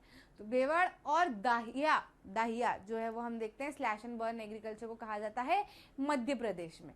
ठीक है, मध्य प्रदेश जो है वो उसका क्या हो जाएगा? राइट आंसर हो जाएगा। बहुत कम चांसेस है खैर ऐसे क्वेश्चन आने की, क्योंकि इसमें बहुत सारे नाम आपको दिए हुए हैं। झूमिंग वगैरह वो बोल सकते हैं कि स्लैश एंड बर्न एग्रीकल्चर का दूसरा नाम क्या है, तो झूमिंग, ऐसा है ना। या फिर ऐसे पर्टिकुलर स्टेट ना पूछ के 2-3 नाम दे देंगे तो उसमें से आपको टिक करना होगा। तो नाम तो आप एक बार पढ़ ही लेना, तो आपको दिमाग में रहेंगे। ठीक है, अगले क्वेश्चन पे आ जाते हैं। Consider the following statement regarding power sharing arrangement in Belgium and identify incorrect. Incorrect, जैसे ही इनकरेक्ट आपको क्वेश्चन में दिखे आप इनकरेक्ट शब्द को अंडरलाइन कर लो। भूल जाते हैं हम, भूल जाते हैं, करेक्ट ढूंढते रहते हैं और फिर हमको आंसर ही नहीं मिलता। लगता है कि तीनों सही बोल रहे हैं, एक गलत बोल रहा है, क्या टिक करूं? ऑल ऑफ दीज भी दिया हुआ है ना, या बोथ ए एंड बी भी नहीं दिया हुआ है, तो क्या टिक करेंगे? गड़बड़ हो जाती है। इनकरेक्ट का हमेशा आपको ध्यान रखना है। और वैसे भी कहीं भी आपको ऑप्शन में लगे कि यार 3 सही दिख रहे हैं, एक गलत दिख रहा है, तो टिक क्या करूं? तो एक बार फिर से क्वेश्चन पढ़ लेना, तो आपको इनकरेक्ट दिख ही जाएगा फिर उसमें। ठीक, equal number of members from Dutch and French community in the central government, बिल्कुल सही बात है, सही बात है, लेकिन हमको इसको टिक नहीं करना है। ये बात सही है, मतलब इस ऑप्शन को हमको छोड़ देना है, क्योंकि हमको इनकरेक्ट ढूंढना है ना। इक्वल नंबर ऑफ लोग थे फ्रेंच और डच के सेंट्रल गवर्नमेंट पे। Separate government for Brussels with equal representation of communities, बिल्कुल सही बात है। कैपिटल ब्रुसेल्स में भी एक सेपरेट गवर्नमेंट बनाई थी, डच और फ्रेंच के दोनों के इक्वल रिप्रेजेंटेशन थे उसके अंदर, तो ये भी सही है। State government to be subordinate to central government, no, state government central government की सबऑर्डिनेट नहीं थी। स्टेट गवर्नमेंट को बोला था तुम अपना काम करो, सेंट्रल गवर्नमेंट को बोला था तुम अपना काम करो। ठीक है, सबऑर्डिनेट नहीं थी। Community government elected by people belonging to one language community, बिल्कुल सही बात है, कम्युनिटी गवर्नमेंट भी बनाई गई थी। तो ये तीनों स्टेटमेंट सही है, ये अकेला स्टेटमेंट गलत है, तो हम इसको ही टिक करेंगे, क्योंकि हमसे क्या पूछा गया है? हमसे पूछा गया है इनकरेक्ट। तो सी ऑप्शन क्या हो जाएगा? करेक्ट ऑप्शन हो जाएगा। ठीक है, अगले क्वेश्चन पे आ जाए। विच one of the following subjects come under legislation of centre and state in India, इनमें से कौन से सब्जेक्ट जो है वो सेंटर और स्टेट के दोनों के अंदर आते हैं? तो सेंटर और स्टेट जिन पे काम करता है, दोनों पे जिन पे काम करता है, उसको क्या कहा जाता है? उसको कहा जाता है कॉन्करेंट लिस्ट, है ना। तो कॉन्करेंट लिस्ट में ऐसे सब्जेक्ट्स होते हैं जिसके ऊपर सेंट्रल गवर्नमेंट भी काम कर सकती है और स्टेट गवर्नमेंट भी काम कर सकती है, दोनों मिलके काम कर सकते हैं। ठीक है, तो कॉन्करेंट लिस्ट ऐसी लिस्ट हो जाती है, तो इसमें सेंट्रल और स्टेट दोनों काम करते हैं। अब आप देखो, इसमें एक बेसिक सा नॉलेज लगाना कि इसमें कौन से सब्जेक्ट आने चाहिए। भाई ऐसे सब्जेक्ट जो कि स्टेट लेवल पे भी ज़रूरी है और सेंट्रल लेवल पे भी ज़रूरी है। ठीक है, तो एजुकेशन है ना, सेंट्रल लेवल पे भी ज़रूरी है और स्टेट लेवल पे भी ज़रूरी है। इसलिए हमने क्या कर रखा है भाई, स्टेट लेवल पे अपने इंस्टीट्यूशंस होते हैं जिसके ऊपर स्टेट गवर्नमेंट ध्यान देती है, डोमिसाइल उसमें होता है, लेकिन सेंट्रल गवर्नमेंट के अपने इंस्टीट्यूशंस अलग बनाए हुए हैं, जिसमें जो अच्छे बच्चे हैं, जो काफ़ी आगे होनहार बच्चे हैं, उनको सेंट्रल लेवल पे लिया जाता है। तो दोनों का काम इसके अंदर चलता है। तो एजुकेशन अगर हमको दिख रहा है तो हम टिक कर देंगे। ठीक है, अब जैसे आप बैंकिंग देख लो, तो बैंकिंग में ऐसे है कि स्टेट गवर्नमेंट का ज़्यादा रोल नहीं होना चाहिए। बैंकिंग जो है अपना पैसे वाला जो काम है वो सेंट्रल लेवल पे ही चलना चाहिए। ठीक है, तभी एक करेंसी चलेगी, और तभी एक करेंसी चलेगी, तभी ब्लैक मनी नहीं होगा, तभी चीज़ें अच्छे से होंगी, है ना। तो पूरा एक मेन सेंट्रल से जो है वो उसका काम चलता है। रिजर्व बैंक सारी तरफ जो है वो कंट्रोल अपना रखती है। ठीक है, तो ये किस में आ जाएगा? यूनियन लिस्ट में आ जाएगा। समझ रहे हो कि नहीं? अब आप मेरे को बताओ कि फॉरेस्ट और ट्रेड, फॉरेस्ट कौन सी लिस्ट में आता है और ट्रेड कौन सी लिस्ट में आता है? क्योंकि आपसे क्वेश्चन में पूछा जा सकता है कि forest comes under which list और trade comes under which list. ठीक है, मैंने आपको एजुकेशन और बैंकिंग का तो बता दिया, बहुत देर होगी ना आपसे क्वेश्चन पूछे। चलो आंसर बताओ फटाफट। अभी इसका आंसर क्या हो जाएगा? कॉन्करेंट लिस्ट में जो है वो क्या आ जाएगा? एजुकेशन। ठीक है, ऑप्शन में क्या बचे? मतलब देखो, ये जो बैंकिंग जो है वो यूनियन लिस्ट में आ गया। अब आपको बताना है कि फॉरेस्ट और ट्रेड स्टेट लिस्ट में आता है या फिर यूनियन लिस्ट में आता है, क्योंकि कॉन्करेंट में होता तो अभी हम टिक कर देते ना, कॉन्करेंट में तो आना ही नहीं है। ठीक है, चलो अगले क्वेश्चन पे आ जाएं। विच of the following statement is true regarding feminist movement, इनमें से कौन सा स्टेटमेंट फेमिनिस्ट मूवमेंट को लेकर ट्रू है? तो देखो, फेमिनिस्ट मूवमेंट का बेसिक मतलब क्या होता है कि महिलाओं को पर्सनल लेवल पे, यानी कि फैमिली लेवल पे और उनके करियर लेवल पे या फिर बाहरी लेवल पे बराबरी दी जाए। ठीक है, ये सिंपल इसका मतलब ये बराबरी, मतलब आप मेल के बराबर रखो। अच्छा, एक प्रियंका चोपड़ा का काफ़ी अच्छा स्टेटमेंट आया था, एक रिपोर्टर ने उससे पूछा था, कुछ उसने सवाल किया था, तो उसका मतलब कुछ ऐसा था रिपोर्टर का कि मेन के बराबर फिजिकल हेल्थ हो जाए, महिलाओं की इक्वालिटी चाहिए, तो फिर ऐसा भी करके बताओ। तो प्रियंका चोपड़ा ने उसको काफ़ी अच्छा जवाब दिया कि ये बहुत ही बेसिक चीज़ है, मतलब आप समझने की कोशिश करो कि हम अगर कह रहे हैं कि महिलाओं को पुरुषों के बराबर रखो, इसका मतलब ये नहीं है कि हम जो है वो 200 पाउंड के हो जाएं और डिशुम डिशुम करके लोगों से लड़ाई करने लगे। जिस तरीके से आदमी मार सकता है वैसे ही औरत भी मार सके, जिस ताकत से आदमी मार सकता है वैसे ही औरत भी मार सके। नहीं, हम फिजिकल जो फिटनेस होती है या फिर फिजिकल जो कंपैरिजन होता है हम उसकी बात नहीं करते, वो दोनों का अपना अपना अलग अलग ही होता है क्योंकि बॉडी ही अलग है।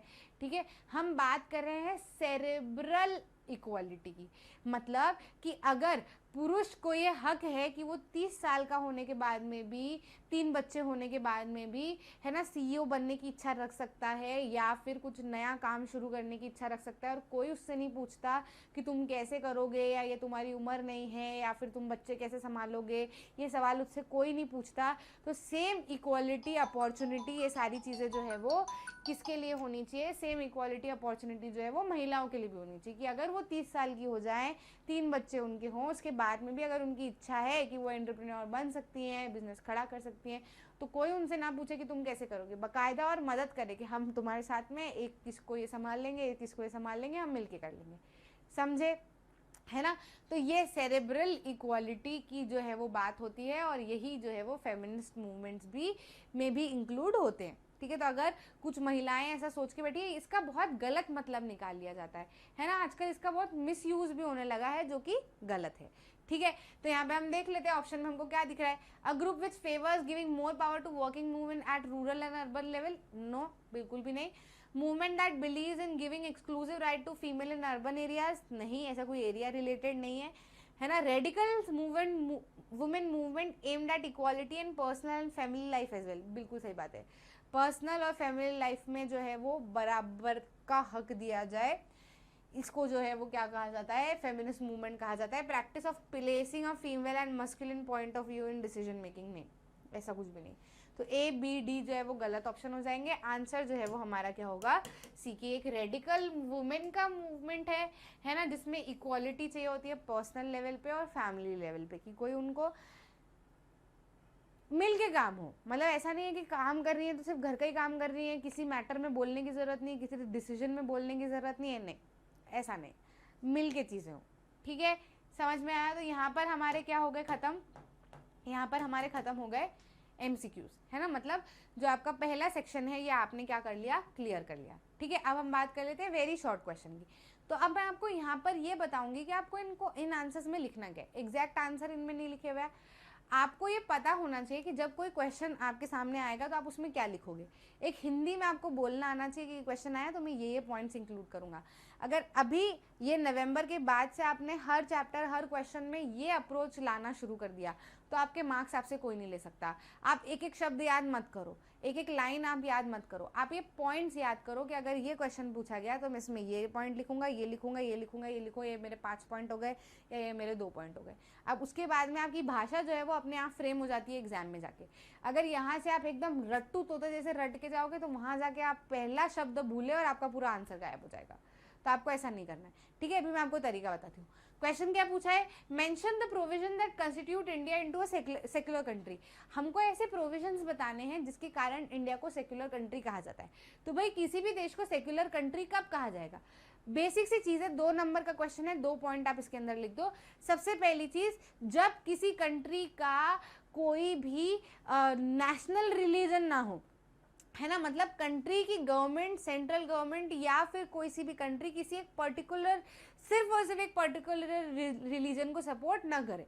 जैसे कि श्रीलंका जो है वो उस समय पे सेक्युलर कंट्री नहीं थी, क्यों, क्योंकि वो सिर्फ सियालीस को सपोर्ट कर रही थी, है ना, उन्होंने उसी को, बुद्धिज्म को फोस्टर करने का जो है वो ऐलान कर दिया था, गलत है ना, ऐसा नहीं करना। ऐसी कंट्री जिसमें सभी धर्मों को बराबर का हक दिया जाता है और देश का कोई धर्म नहीं होता, ऐसा देश सेक्युलर देश कहलाता है और इंडिया में ऐसा ही है।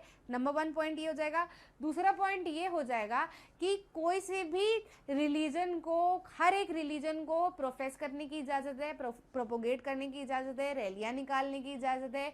जो भी रिलीजन के उनके काम होते हैं या फिर जो भी रिलीजन के उनके रूल्स होते हैं उनको वो फॉलो करने का हक है, उसको कोई भी उनसे नहीं ले सकता। ठीक है, तो ये 2 पॉइंट हो गए और आपका आंसर कंप्लीट हो जाएगा। ठीक है, every religion is allowed to profess, propagate, है ना, and gather wherever they want and whatever they want to do until unless it is not hurting somebody else's religion, है ना। and also the country must not have their national religion or must not support a particular religion, है ना, and must not have a particular religion of their own। ठीक है, तो ऐसे आप अपना आंसर जो है वो फ्रेम करके इसके अंदर लिख दो। 2 नंबर का क्वेश्चन है, हो जाएगा। अगले क्वेश्चन की बात करें, what is the role of Reserve Bank of India. Reserve Bank of India का क्या रोल है? तो रिजर्व बैंक ऑफ इंडिया क्या करती है भाई? रिजर्व बैंक ऑफ इंडिया जो है वो करेंसी इशू करती है on behalf of national central government. ठीक है, साथ ही साथ में देखती है कि बैंक जो है वो, सारे बैंक जो है वो रीजनेबल रेट ऑफ इंटरेस्ट पे पैसा दे रहे हैं कि नहीं दे रहे। साथ ही साथ में ऐसा तो नहीं कि बैंक जो है वो सिर्फ और सिर्फ रिच बिजनेसमैन को लोन दे रहे हैं और जो बेचारे पुअर है जिनके लिए लोन फैसिलिटी शुरू की गई थी उनको लोन ही नहीं दे रहे। तो कैसा हम बैंक में देखते हैं ना कि रईस इंसान आता तो बोलो अरे बैठो बैठो चाय पियो चाय पियो, लेकिन जो रूरल बेचारा जो गरीब आता है उसको, आपको उस जगह जाना पड़ेगा, आपको उस चेयर पर जाना पड़ेगा, आपको वो भैया बताएंगे, ऐसे उनको घुमाते रहते हैं। तो ऐसा ना हो, ये भी रिजर्व बैंक काम करती है इसके ऊपर, है ना। बेसिक ये अभी छोटा आंसर है तो आप ये 2-3 पॉइंट इसके अंदर डाल दो। ठीक है, तो आपका आंसर कंप्लीट हो जाएगा। देखो अब ऐसे रहा तो आपको पूरा यार 2 मिनट लगे और आपको आंसर याद हो गया, भूलोगे ही नहीं आप कभी। ग्लोबलाइजेशन क्या होता है? तो रैपिड इंटीग्रेशन वाली जो डेफिनेशन है वो लिख दो इसके अंदर। ठीक है, rapid integration and interconnection of the countries. ठीक है, वो मार्केट लेवल वगैरह जो पूरी डेफिनेशन है वो आप इसके अंदर डाल दो। 2 नंबर का है, ज़्यादा इलेबोरेट करने की जरूरत नहीं है, बेसिक डेफिनेशन लिखो, आपका आंसर हो जाएगा। ठीक, अगले क्वेश्चन की बात करें, why is income by itself not a completely adequate integrator of material goods and services. क्यों इनकम जो है वो एक कंप्लीट इंडिकेटर नहीं है, है ना, गुड्स एंड सर्विसेज होने का, है ना। तो देखो ऐसा है कि मनी जो है यहाँ पे आपको एक लाइन लिखनी है, that money can not buy anything and everything that is needed to live life. ठीक है, ये एक सेंटेंस आप इसके अंदर लिख दो, इसमें आपको सब समझ में आ जाएगा। आप यहाँ पे लिखो, income by itself is not completely adequate indicator of goods, material goods and services because money can not buy anything and everything that is required to live life. Money सारी चीज़ें आपको नहीं ला के दे सकता। आपको एजुकेट होने के लिए इंस्टीट्यूशन चाहिए, आपको हॉस्पिटल में अच्छी हेल्थ रखने के लिए आपको हॉस्पिटल्स चाहिए, है ना। आपको फ्रीडम चाहिएगा, आपको इक्वालिटी चाहिए, आपके पास में पैसा है पर फ्रीडम इक्वालिटी नहीं है तो उस पैसे का आपको कोई मतलब नहीं है। पैसों से आप फ्रीडम और इक्वालिटी नहीं खरीद सकते हो। ठीक है, तो ये सारी चीज़ें आप इस क्वेश्चन के अंदर इंक्लूड कर सकते हो। अगले क्वेश्चन की बात करते हैं। अब हम आ गए 3 नंबर पे, C section, short answer type question. तो इसमें क्या है भैया, explain the idea of satyagraha according to Gandhi ji. Gandhi ji के हिसाब से सत्याग्रह आइडिया का मतलब क्या था, मतलब वो क्या कहना चाहते थे सत्याग्रह से।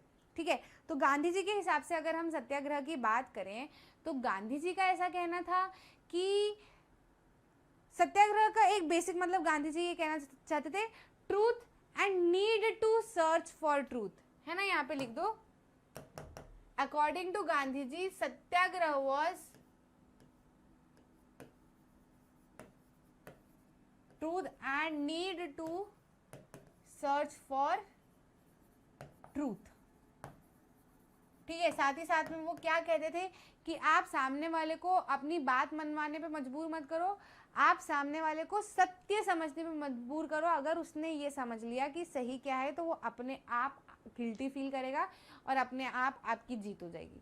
ठीक है, यू विल ट्रायम्फ। तो वो जो पैराग्राफ है ना, आइडिया ऑफ सत्याग्रह, उसमें गांधी जी क्या समझते हैं सत्याग्रह से वो पूरा आपको दिया हुआ है। तो उसमें से आप 2-3 लाइन तो मैं कह रही हूँ रट लो।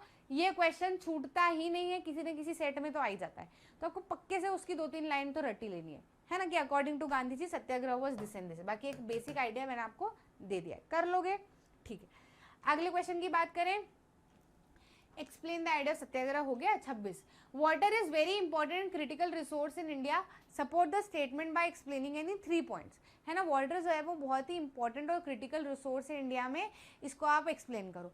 तो जाहिर सी बात है कि वाटर एक प्री कंडीशन है लाइफ की, है ना। आपको जीने के लिए पानी तो चाहिए ही चाहिए, है ना। साथ ही में इंडिया में किसी हिस्से में बहुत ज़्यादा बारिश होती है, साथ ही में किसी हिस्से में बिल्कुल बारिश नहीं होती, बहुत ज़्यादा दिक्कत होती है। तो इसीलिए एक क्रिटिकल थिंग है, आपको इसको मेंटेन करना पड़ेगा, आपको इसको बचा के रखना पड़ेगा, आपको ध्यान रखना पड़ेगा, है ना, कि आप कैसे इसको मेंटेन कर सकते हो। तो इसमें आप लिख दो the monsoonal rainfall has added to the critical nature, क्योंकि मॉनसूनल रेनफॉल जो है वो सिर्फ मानसून में होती है, बाकी सारे सीजन में नहीं होती। तो आपको डैम्स बनाने पड़ेंगे, आपको अलग अलग जगह पर पानी को स्टोर करना पड़ेगा। साथ ही साथ में वाटर जो है वो सिर्फ और सिर्फ डोमेस्टिक कंडीशन के लिए नहीं चाहिए होता है, इसके बहुत सारे ह्यूमन एक्टिविटीज़ जैसे कि agriculture, industry, power generation, navigation, recreation, सब में पानी की ज़रूरत पड़ती है। इसीलिए पानी जो है वो क्या है, क्रिटिकल रिसोर्स और बहुत ही इंपॉर्टेंट रिसोर्स है इंडिया में। ठीक है, ऐसे करके आप अपना आंसर फ्रेम कर लो। अगले क्वेश्चन की बात करें, describe the problems of low representation of women in Indian legislature. India के लेजिस्लेचर में मतलब इंडिया की जो लॉ मेकिंग बॉडीज़ है, ऐसी बॉडीज़ जहाँ पर लॉ बनते हैं, कानून बनते हैं, उसमें अगर हम देखें तो वुमेन का जो है वो काफ़ी कम पार्टिसिपेशन है। इसीलिए ऐसा कंपलसरी कर दिया गया था कि भैया 33% वन थर्ड सीट जो है वो रिजर्व्ड होनी चाहिए वुमेन्स के लिए। तो ऐसा क्यों किया? देखो जाहिर सी बात है, अगर महिलाओं को आगे लेके आना है तो महिलाओं को प्रॉब्लम क्या है ये महिला ही बता सकती है, पुरुष नहीं बता सकते, है ना। तो जब महिला को क्या क्या समस्याएं आती है ये महिला ही बता सकती है, इसीलिए महिला का होना ज़रूरी है लेजिस्लेचर बॉडीज़ में, कि जब लॉ बने, कानून बने, तो महिलाओं को क्या समस्या है इन चीज़ों को भी मद्देनज़र रखा जा सके। पर ऐसा क्यों है, क्यों लेजिस्लेचर में महिलाओं का जो है वो इन्वॉल्वमेंट काफ़ी ज़्यादा कम था? तो सबसे पहला पॉइंट तो ये है कि सोशल स्ट्रक्चर जो है वो पेट्रियार्कल है, यानी कि जो पुरुष प्रधान हमारा जो है वो देश रहा है शुरुआत से, पुरुषों की ज़्यादा मानी जाती है, पुरुषों ने जो है वो दबदबा बना रखा था, जिसकी वजह से वुमेन्स को आगे नहीं आने दिया जा सका। डोमेस्टिक रिस्पॉन्सिबिलिटीज़ है महिलाएं की, काम जो है वो डिवाइडेड है कि पुरुष कमाएगा, महिला बच्चे संभालेगी। तो महिला ने अगर बच्चे नहीं संभाले तो उसकी खैर नहीं है। तो डोमेस्टिक रिस्पॉन्सिबिलिटीज़ काफ़ी ज़्यादा है, जिसकी वजह से अगर महिला लेजिस्लेशन में आती है तो उसका काम काफ़ी ज़्यादा बढ़ जाता है।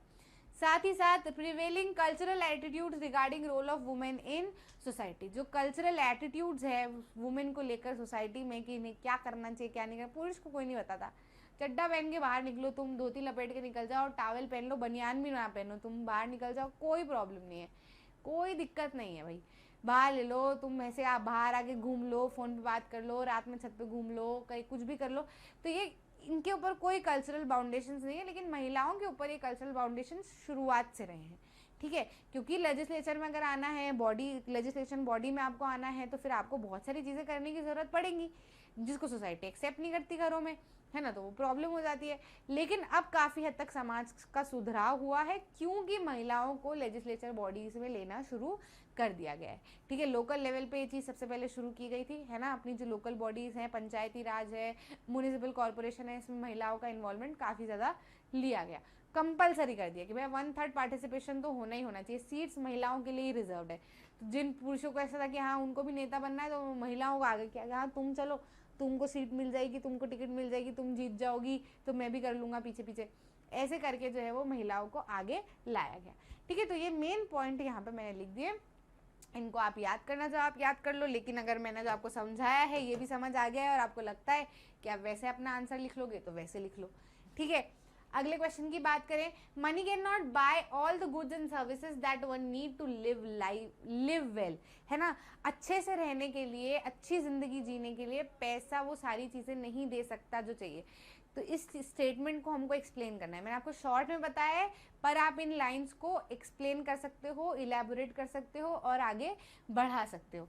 Money can buy things that can be one factor in which our life depends, like food. पैसा जो है वो एक चीज़ ज़रूर से खरीद सकता है जिसके ऊपर हमारी लाइफ डिपेंडेंट होती है, जो कि है फूड। अच्छा खाना पैसे के बिना नहीं आएगा, जो कि सही बात है। लेकिन नॉन मटेरियल थिंग्स की क्वालिटी जैसे कि फ्रीडम, सिक्योरिटी, रिस्पेक्ट, ये सब पैसे से नहीं लाई जा सकती, जो कि अच्छे से रहने के लिए ज़रूरी है। ठीक है। हम पॉल्यूशन फ्री इन्वायरमेंट खरीद नहीं सकते, हम अनअडल्ट्रेटेड मेडिसिन खरीद नहीं सकते, हम पीस शांति भी पैसे से नहीं खरीद सकते, स्कूल कॉलेजेस पार्क हॉस्पिटल्स भी हम पैसे से नहीं खरीद सकते। इन सब के लिए आपको कहीं ना कहीं एजुकेशन की ज़रूरत पड़ेगी, कहीं ना कहीं आपको एक दूसरे के संस्कार की ज़रूरत पड़ेगी। ये सारी चीज़ें जो है वो पैसे से नहीं खरीदी जा सकती, ठीक है। इन सब के लिए आपको अलग अलग चीज़ों की ज़रूरत पड़नी है, ठीक है। तो अगर अच्छी ज़िंदगी जीना है तो सिर्फ और सिर्फ पैसा होना ज़रूरी नहीं, पैसा तो आपको चाहिए ही, लेकिन जो दूसरी चीज़ें हैं उसके ऊपर भी आपको काम करना पड़ेगा ताकि आपका एक बैलेंस बना रहे, ठीक है। अगले क्वेश्चन पे आ जाएं। What type of climate is required for cultivation of wheat? Name any 3 important producing states of India. Wheat को कल्टीवेट करने के लिए कैसा इन्वायरमेंट चाहिए होता है? तो हमने मैच द कॉलम्स में मैंने आपको बताया था, शुरुआत में ठंडा क्लाइमेट चाहिए, कूल इन्वायरमेंट चाहिए, फिर उसके बाद में राइपनिंग के समय पे ब्राइट सनशाइन इसको चाहिए होती है, ठीक है। तो climatic condition need for wheat cultivation are low temperature, है ना, मॉडरेट रेनफॉल, जो अपनी मानसून वाली रेनफॉल यहाँ पे नहीं होती, पर ठंड के टाइम पे एक जो वेस्टर्न डिस्टर्बेंसेस के कारण बारिश थोड़ी होती है तो उससे वीट का काम जो है वो चल जाता है। प्लेन एरिया, फर्टाइल सॉइल इसको चाहिए होती है, और मैंने आपको एक और क्लाइमेटिक कंडीशन बताई कि राइपनिंग के समय पे एकदम ब्राइट सनशाइन चाहिए, तो ये तो आप ज़रूर से लिख देना। ऐसे कौन से स्टेट हैं, राज्य है जहाँ पर वीट होती है? तो जहाँ पर ये कंडीशन मिल जाएगी वहाँ पे वीट अच्छे से ग्रो हो जाएगा। तो मध्य प्रदेश है, राजस्थान है, हरियाणा है, बिहार है, और भी कुछ स्टेट्स हैं जहाँ पर वीट जो है वो ग्रो होता है इंडिया में, ठीक। अगले क्वेश्चन पे आ जाए। अब आ जाते हैं हम लॉन्ग आंसर टाइप क्वेश्चन में। तो 30, 31, 32, 33 चार आपके लॉन्ग आंसर टाइप क्वेश्चन रहेंगे, है ना। तो लॉन्ग आंसर टाइप क्वेश्चन की बात कर ले। पहला क्वेश्चन कह रहा है लॉन्ग आंसर का, यानी कि अब हम तीसरे क्वेश्चन पे आ चुके हैं, है ना।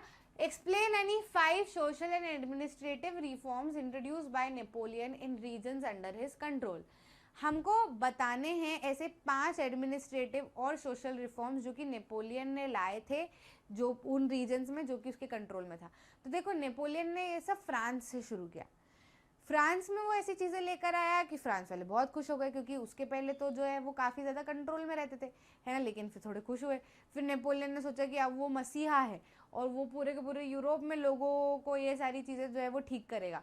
लेकिन वो काफ़ी हद तक डिक्टेटर बन गया था। तो जब डिक्टेटर, तो खैर वो लोगों को बाद में समझ में आया, लेकिन जब नेपोलियन फ्रांस से निकला, बाकी सारी जगहों पे भी पहुंचा, तो उसने अलग अलग चीज़ें जो है वो करना शुरू कर दी, ठीक है। तो काफ़ी सारे लोगों ने वेलकम किया, उसको आने दिया, ठीक है। लेकिन फिर फ्रीडम काफ़ी ज़्यादा लोगों की कम हो गई थी। पर शुरुआत में हमको अभी वो इतना एक्सप्लेन नहीं करना है, हमको शुरुआत में जो उसने अच्छी चीज़ें की ना वो बतानी है। तो नेपोलियन ने ऐसे क्या 5 सोशल रिफॉर्म्स लेकर आए थे उन एरियाज़ में जो कि उसके कंट्रोल में था, जो कि अच्छे थे। तो देखो, सबसे पहला काम उसने क्या किया था, सिविल कोड लेकर आया था वो 1804 में, जिसको नेपोलियनिक कोड भी कहा जाता था। तो जो भी बाय बर्थ जो प्रिविलेजेस मिलते थे लोगों को, कि बड़े घर के बेटे को ये ऐसा मिल जाएगा, या जो भी प्रिविलेज होते थे, बाय बर्थ जो प्रिविलेज दिए जाते थे, उनको सबको इसने हटा दिया, ठीक है। कि बाय बर्थ कोई प्रिविलेज नहीं होंगे, आपके काम के आधार पे आपको मान सम्मान मिलेगा, ठीक है। Simplified administrative division, abolished feudal system, freed peasants from serfdom and manorial dues. जो भी मेनोरियल ड्यूज थे, सर्वडम के कारण जो भी पीजेंट्स को प्रॉब्लम आती थी, है ना, और जो भी मतलब एक तानाशाह तो नहीं कह सकते, जो एक हम कहते हैं ना सर्वेंट्स वाला जो काम चलता था, सेवक वाला, फिर उनको परेशान करना, उनसे फ्री में सारा काम करवाना, है ना, उनसे और पैसे लेना, ये सब जो है वो इसने ख़त्म कर दिया। साथ ही साथ में गिल्ड रिस्ट्रिक्शंस को रिमूव कर दिया गया था, क्योंकि टाउन्स में बहुत सारे ग्रुप बन गए थे, जो उन्होंने फिक्स कर लिया था कि टाउन्स में इस एरिया में यही लोग काम करेंगे, तो बाकी लोगों को मौका नहीं मिलता था। तो ये जो गिल्ड थे, इनको रिस्ट्रिक्शंस को इसने ख़त्म कर दिया। ट्रांसपोर्ट और कम्युनिकेशन को इसने काफ़ी ज़्यादा इम्प्रूव किया। साथ ही साथ में यूनिफॉर्म लॉज लेकर आया, सबके लिए बराबर कानून बनाए गए। स्टैंडर्डाइज वेट लेकर आया, क्योंकि हर जगह पर अलग अलग वेट सिस्टम थे, जिसकी वजह से काफ़ी ज़्यादा प्रॉब्लम हो रही थी। तो स्टैंडर्डाइज वेट सिस्टम लेकर आया कि सभी जगह पर वेट्स का यही सिस्टम होगा। मेजर्स का भी सेम सिस्टम लेकर आया। कॉमन नेशनल करेंसी भी इंट्रोड्यूस की गई, क्योंकि इसका एरिया बढ़ चुका था। अब एरिया बढ़ चुका था, एक एरिया से निकले तो यहाँ पे इस वेट का कुछ और वैल्यू है, इस एरिया में आए तो यहाँ पे इस वेट की कुछ और वैल्यू होगी, तो गड़बड़ हो गई है ना, क्योंकि ट्रांसपोर्ट कम्युनिकेशन बढ़ गया था, है ना, चीज़ें लाना ले जाना शुरू कर दी थी, तो ऐसे में तो बहुत ज़्यादा प्रॉब्लम होती थी। तो इसीलिए इसने स्टैंडर्डाइज कर दिया सब कुछ, ठीक है, कि इस इतने वेट का मतलब यही वेट होगा हर जगह पर, ऐसा नहीं कि यहाँ पे अलग, यहाँ पे अलग, यहाँ पे अलग। क्लियर? तो ऐसे अलग अलग रिफॉर्म्स ये लेकर आया था, तो आप इसको लिख सकते हो। ऑर्डर आपका कुछ भी हो सकता है, ऑर्डर को लेकर कोई प्रॉब्लम नहीं है, ठीक है। अगले क्वेश्चन की बात करें, explain any 5 human activities which are mainly responsible for land degradation in India. अब आपको लगेगा कि मैडम ये तो आपने 2 लाइन में 5 नंबर का आंसर खत्म कर दिया। ऐसा नहीं है, ऐसा नहीं है। ये आंसर आप कैसे लिखोगे? ये आंसर आप लिखोगे 5 human activities which are mainly responsible for land degradation in India are number 1 over irrigation, ठीक है। आपने यहाँ पे लिखा ओवर इरिगेशन,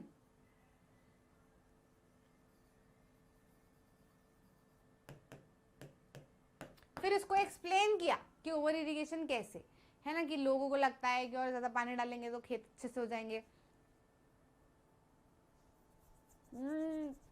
जिसकी वजह से सॉइल में बहुत ज़्यादा पानी पानी हो जाता है, उसका जो है वो अल्कलाइन नेचर बढ़ जाता है, एसिडिक नेचर जो है वो काफ़ी ज़्यादा खत्म हो जाता है, तो बहुत सारी दिक्कतें होती है। ओवर इरिगेशन के कारण क्या होता है कि लोगों को ध्यान नहीं रहता, मोटर चालू कर देते हैं, चले जाता है और पानी बहता रहता है और ज़मीन में से पानी के साथ साथ में मिट्टी भी बह जाती है, तो सॉइल इरोजन हो जाता है ऐसे में, है ना। तो ओवर इरिगेशन एक प्रॉब्लम है। फिर लिखो दूसरा पॉइंट, दूसरा पॉइंट लिखो deforestation due to mining activities, फिर उसको एक्सप्लेन करो कि माइनिंग एक्टिविटीज़ करने के लिए, खदानें बनाने के लिए जो फॉरेस्टेड एरियाज़ है उसको काट दिया जाता है, जिसकी वजह से ज़मीन की जड़ से जो है वो निकल जाती है, फिर हवा के साथ, पानी के साथ में फिर से सॉइल इरोजन हो जाता है, काफ़ी हद तक ज़मीन जो है वो बर्बाद हो जाती है। फिर लिखो ओवर ग्रेजिंग, ठीक है। तो ओवर ग्रेजिंग है ना, गाय ढोरों को छोड़ दिया जाता है ना, उसके बाद में ध्यान नहीं दिया जाता, तो वो बिल्कुल जड़ से पेड़ पौधों को खा जाती है, पेड़ पौधों को खा जाती है, तो फिर सॉइल जो है वो लूज हो जाती है, पानी और हवा के साथ में बह जाती है, तो ऐसे सॉइल इरोजन हो जाता है और लैंड खराब हो जाती है। फिर उसके बाद में लिखो 4th पॉइंट, है ना, मिनरल प्रोसेसिंग। तो मिनरल प्रोसेसिंग के कारण भी बहुत ज़्यादा दिक्कतें आती है कि भैया और निकाले आपने तो अधिकतर बहुत ज़्यादा निकाल लिए, ज़मीन में से ख़त्म ही कर दिए, तो जो सॉइल का जो मिनरल था वो बिल्कुल ख़त्म हो गया, तो वो भी नरिशमेंट नहीं बचा, उसके न्यूट्रिएंट्स ख़त्म हो गए, इसको एक्सप्लेन कर दो। फिर लास्ट में 5th पॉइंट लिखो लैंड क्लियरेंस फॉर एग्रीकल्चर, है ना, फिर उसको एक्सप्लेन करो आगे कि भैया एग्रीकल्चर बढ़ाने के लिए बहुत ज़्यादा फॉरेस्टेड एरियाज़ को कट कर दिया गया, है ना, कट कर दिया गया, फिर एग्रीकल्चर के लिए उनको ज़मीन बना दी, अब वहाँ पे कोई एग्रीकल्चर कर ही नहीं रहा है ना, वो यूज़ में ही नहीं आ रही, तो वो खाली ज़मीन पड़ी है, बंजर हो गई है वो ज़मीन, उनके न्यूट्रिएंट्स खत्म हो चुके हैं, कोई ध्यान नहीं दे रहा, ज़मीन ऐसे डिग्रेड हो गई। तो आपको ये पॉइंट्स लिखने हैं, फिर उनको एक्सप्लेन करना है, सब पॉइंट लिखने हैं फिर एक्सप्लेन करना है, सब पॉइंट लिखने हैं फिर एक्सप्लेन करना है। 5 नंबर का क्वेश्चन बनाना है ना, तो ऐसे करना पड़ेगा। अगर यही क्वेश्चन 2 नंबर में आता तो ये वाली लाइन आप लिख देते, फुल नंबर आपको मिलते, लेकिन क्वेश्चन कितने नंबर का है? 5 नंबर का है, तो आपको उस हिसाब से अपना आंसर लिखना है, ठीक है, कर लोगे, दिक्कत नहीं आएगी। अगले क्वेश्चन पे आ जाते हैं। What are the different forms of power sharing in modern democracies? Modern democracies में फॉर्म्स, अलग फॉर्म्स ऑफ पावर शेयरिंग क्या है? तो यहाँ पे आपको लिख देना है वो 4 forms of power sharing. Power sharing वाले चैप्टर में लास्ट में आपको दिया हुआ है, हॉरिजॉन्टल, वर्टिकल, ये सब मैंने आपको एक्सप्लेन किया है, तो आप इसके लिए वीडियो खोलना अपनी फेडरलिज्म पावर शेयरिंग चैप्टर वाली, 1 shot revision power sharing by Riya ma'am, magnet brains आप डालोगे तो वीडियो आपका आएगा। उसमें एंड में मैंने एंड वाली जो स्लाइड है ना उसके अंदर पूरा आंसर लिखा हुआ है, पूरा आंसर लिखा हुआ है, वो ऐसा कैसा आंसर आप यहाँ पे लिख लो, उसको लर्न कर लो मेरी मानो तो, क्योंकि लैंग्वेज थोड़ी सी डिफिकल्ट है, यहाँ पे लिखना क्या होगा और आप लिख के क्या हो जाओगे। तो ऐसे क्वेश्चन जिनको लर्न करना ज़रूरी है उनको आप लर्न करना, जो लर्न करना ज़रूरी नहीं हम बोल के कर सकते हैं उनको हम वैसे कर लेंगे, ठीक है। तो ये वाला क्वेश्चन तो आपको लर्न करना पड़ेगा, और ये भी मोस्ट पॉसिबिलिटी है इसकी किसी न किसी सेट में आएगा, तो आप इसको मिस मत करना बिल्कुल भी। तो वो वीडियो खोलो, लास्ट वाली स्लाइड निकालो, आपकी बुक में भी हालांकि दिया हुआ है पर बहुत बड़े बड़े पैराग्राफ बनाए हुए हैं, इतने बड़े बड़े पैराग्राफ के ऊपर ध्यान देने की जरूरत नहीं है, वहाँ पे मैंने लिखा हुआ है तरीके से, वो स्लाइड है लास्ट वाली, उसमें आप देख लो, आपका पूरा आंसर जो है वो कवर हो जाएगा, ठीक है। तो आप उसको अच्छे से कर लेना, चारों फॉर्म्स ऑफ पावर शेयरिंग को बता देना, मतलब कैसे पावर्स को बांटा गया है ना, अलग अलग लेवल्स ऑफ गवर्नमेंट में, कहीं हॉरिजॉन्टल में तो भैया जुडिशरी, लेजिस्लेचर, एग्जीक्यूटिव में बांटा हुआ है, वर्टिकल में आप देखो सेंट्रल, स्टेट और लोकल गवर्नमेंट में बांटा हुआ है ना, ये सब ही उसके अंदर एक्सप्लेन किया है, differentiate between organise and unorganise sector, तो कॉलम बना लेना ऐसे में, है ना। क्या ऐसे खुद को बोलो कि क्या करूंगा, कॉलम बना लूंगा, इधर लिखूंगा ऑर्गेनाइज्ड और जो है वो इधर क्या लिखूंगा, अनऑर्गेनाइज्ड, है ना। यहाँ पे बता दूंगा कि इसमें क्या क्या चीज़ें मिलती है और यहाँ पे बता दूंगा कि इसमें क्या क्या चीज़ें मिलती है। जैसे ऑर्गेनाइज में आपने बता दिया कि भैया काम करने का समय फिक्स होता है, इससे ज़्यादा काम करते हैं तो पैसा मिलता है, और इसमें बता दो इसमें कोई काम करने का समय फिक्स नहीं होता। इसमें आपको अलग अलग फैसिलिटीज़ मिलती है, प्रोविडेंट फंड मिलता है, मेडिकल लीव्स मिलती है, पेड लीव्स मिलती है। इसमें आपको कोई पेड लीव्स नहीं मिलती, कोई प्रोविडेंट फंड आपको नहीं मिलता। इसमें आपकी वर्किंग कंडीशंस काफ़ी अच्छी होती है, इसमें आपकी कोई वर्किंग कंडीशन ढंग की नहीं होती है, ठीक है। और आप इसके अंदर क्या लिख सकते हो, संडेज जो है वो तो कंपलसरी हॉलीडेज होते हैं, इसमें ज़रूरी नहीं कि हॉलीडेज आपके संडेज कंपलसरी हो। तो ऐसी बहुत सारी चीज़ें हैं वो आप इसके अंदर इंक्लूड कर लो, है ना। जितने भी पॉइंट्स इसमें भी, ये जो चैप्टर मैंने आपको पढ़ाया था उसका भी मैंने आपको पूरा का पूरा स्लाइड पे ऑर्गेनाइज और अनऑर्गेनाइज के बीच में डिफरेंस बताया हुआ है। ऐसे ही आपका पॉलिटिकल पार्टीज में है वो 1 पार्टी 2 पार्टी 3 पार्टी सिस्टम वाला, उसका भी डिफरेंस मैंने आपको जो चैप्टर पढ़ाया है तो उसमें स्लाइड के अंदर पूरा का पूरा डिफरेंस बना के दिया हुआ है। ऐसे ही आपका और कौन सा डिफरेंस है, फॉर्मल और इनफॉर्मल सेक्टर के बीच का डिफरेंस। तो मनी एंड क्रेडिट जो 1 शॉट रिवीजन कराया है उसमें आपको पूरे डिफरेंस बताए हुए, एक इवन वीडियो भी बनाया है ना, मोस्ट इंपॉर्टेंट डिफरेंसेस, वो पिछले साल बनाया था, इस साल के और चैप्टर्स इंक्लूडेड है तो वो भी मैं आपको बना दूंगी, है ना। तो आप उसको अच्छे से देख लेना, आपको प्रॉब्लम नहीं आएगी, ठीक है। सारे डिफरेंसेस हम उसमें इंक्लूड कर देंगे, तो अगर डिफरेंस वाला कोई क्वेश्चन आता है आप वो वीडियो देख लोगे, आप आराम से कर पाओगे, ठीक है। अगले क्वेश्चन पे आ जाए। अब आ गया है हमारा ई सेक्शन। तो ई सेक्शन में आपके क्या है, केस बेस्ड क्वेश्चन, मतलब जो आपकी इंग्लिश में अनसीन पैसेजेस होते हैं ना, है ना, जिसमें आपको पैराग्राफ दे दिया जाता है ना, और पैराग्राफ देख के आपको क्या करना पड़ता है, आंसर ढूंढने पड़ते हैं। तो इंग्लिश में तो ऐसी कई सारी दिक्कत आपको आ जाती है कि आंसर नहीं मिल रहे हैं, पूछा कुछ और है, आंसर कुछ और, थोड़ी सी दिक्कत आ रही है ढूंढने में। लेकिन यहाँ आपको ऐसा नहीं होगा, बहुत ईजी। मतलब आप ये सोच लो कि केस बेस्ड क्वेश्चन जो आपके ये हैं, ये आपको फ्री फोकट के मार्क्स मिल रहे हैं, है ना। मतलब ऐसा है कि आपको किताब दी हुई है और किताब में से आपको देख के क्या करना है, आंसर लिखना है। तो बहुत इजी है ये केस बेस्ड क्वेश्चन हो गए, मैप वर्क हो गया। ये 2 कॉलम आपके ऐसे हैं कि इसमें से आपका एक भी नंबर नहीं कटना चाहिए। इसमें से आपका नंबर नहीं कटा तो आपके काफ़ी अच्छा स्कोर आपका बढ़ जाएगा। यहाँ से आपने नंबर वेस्ट कर लिए तो फिर आपके उधर जो नंबर कटेंगे और यहाँ से भी नंबर माइनस हो जाएंगे, तो नैया डूब जाएगी, है ना। तो ध्यान रखना है, अपने को स्ट्रैटेजिकली काम करना है कि कहाँ से नंबर आसानी से मिल सकते हैं। ये 2 सेक्शन, ई और एफ सेक्शन से आपको पूरे नंबर मिल सकते हैं, पूरे के पूरे नंबर। तो आप इसको मिस मत करो। मैप वर्क के लिए मैं पूरे वीडियोस आपके लेके आ जाऊंगी कि कौन कौन से मैप करने हैं, उसमें क्या क्या टिक करना है, मैं आपको सब बता दूंगी। अभी थोड़े दिन में आपको सब मिलने वाला है, तो आप बिल्कुल अपनी कमर कस के बांध लो, है ना। केस बेस्ड क्वेश्चन भी मैं आपको बता दूंगी। देखो ये भी एक इंपॉर्टेंट केस बेस्ड क्वेश्चन है, जलियांवाला बाग के ऊपर दिया हुआ है, तो पैराग्राफ उठा दिया है, अब आंसर आपको आगे मिल जाएंगे। मैं आपको समय दे देती हूँ, आप देख लो एक बार इसको, मैंने तो पढ़ा हुआ है ठीक है। समय आपको दे देती हूँ, फिर मैं आपको बता भी दूंगी कि कहाँ कहाँ से हमको आंसर मिल रहे हैं, ठीक है। तो जलियांवाला बाग के ऊपर ये पैराग्राफ है। क्वेश्चन हम देख लेते हैं क्या पूछा है। विच of the following statement correctly describe the governments response against the agitation developed after Jallianwala Bagh incident, ठीक है। तो इनमें से कौन सा स्टेटमेंट जो है वो करेक्टली बता रहा है कि ब्रिटिश गवर्नमेंट ने किस तरीके से रिस्पॉन्ड किया जलियांवाला बाग इंसिडेंट के बाद में लोगों के साथ। तो देखो जलियांवाला बाग इंसिडेंट हुआ था, इंसिडेंट होने के बाद में लोग काफ़ी भड़क गए कि यार हम तो जो है वो सत्याग्रह की बात कर रहे हैं, ये लोग रॉलेट एक्ट लेके आ गए, उसके बाद जलियांवाला बाग भी इन्होंने कर दिया, तो हम बेवकूफ़ हैं। तो हम लोग एकदम भिड़ गए लड़ाई भिड़ाई करने। लेकिन ब्रिटिशर्स ऐसे बैठे नहीं थे कि अच्छा ये हमने क्या गलत कर दिया, अब ये हमको माने सॉरी, ऐसा नहीं। इन्होंने ऊपर से ब्रूटल रिप्रेशन दिखाया, ठीक है। घुटने में बिठा के हम लोगों से सलामी ठुकवाई, ठीक है। साथ ही साथ में जो है वो महिलाओं को काफ़ी ज़्यादा परेशान किया, बच्चों को काफ़ी ज़्यादा परेशान किया, जेल में उनको बंद कर दिया। लोग जो है वो डर चुके थे, सहम चुके थे काफ़ी ज़्यादा, क्योंकि उनका रिप्रेशन काफ़ी ज़्यादा ख़राब था, है ना। तो तीनों चीज़ें हमको यहाँ पे दिख रही है। टेरराइज, लोग जो है वो डर चुके थे, काफ़ी भय का माहौल था। साथ ही साथ में लोगों को काफ़ी ब्रूटली रिप्रेस किया, बहुत हद तक परेशान किया, मतलब मारा पीटा भी, सब कुछ किया, जेल में भी बंद किया, और लोग को ह्यूमिलिएट किया, और इंग्लिशमैन को सलाम ठोकने के लिए फोर्स किया। तो ये सब है, ऑल ऑफ दी अबव यहाँ पे आपको मिल जाएगा, है ना। हाई स्ट्रीट पे यहाँ पे आपको मिलेगा ये कहीं ना कहीं।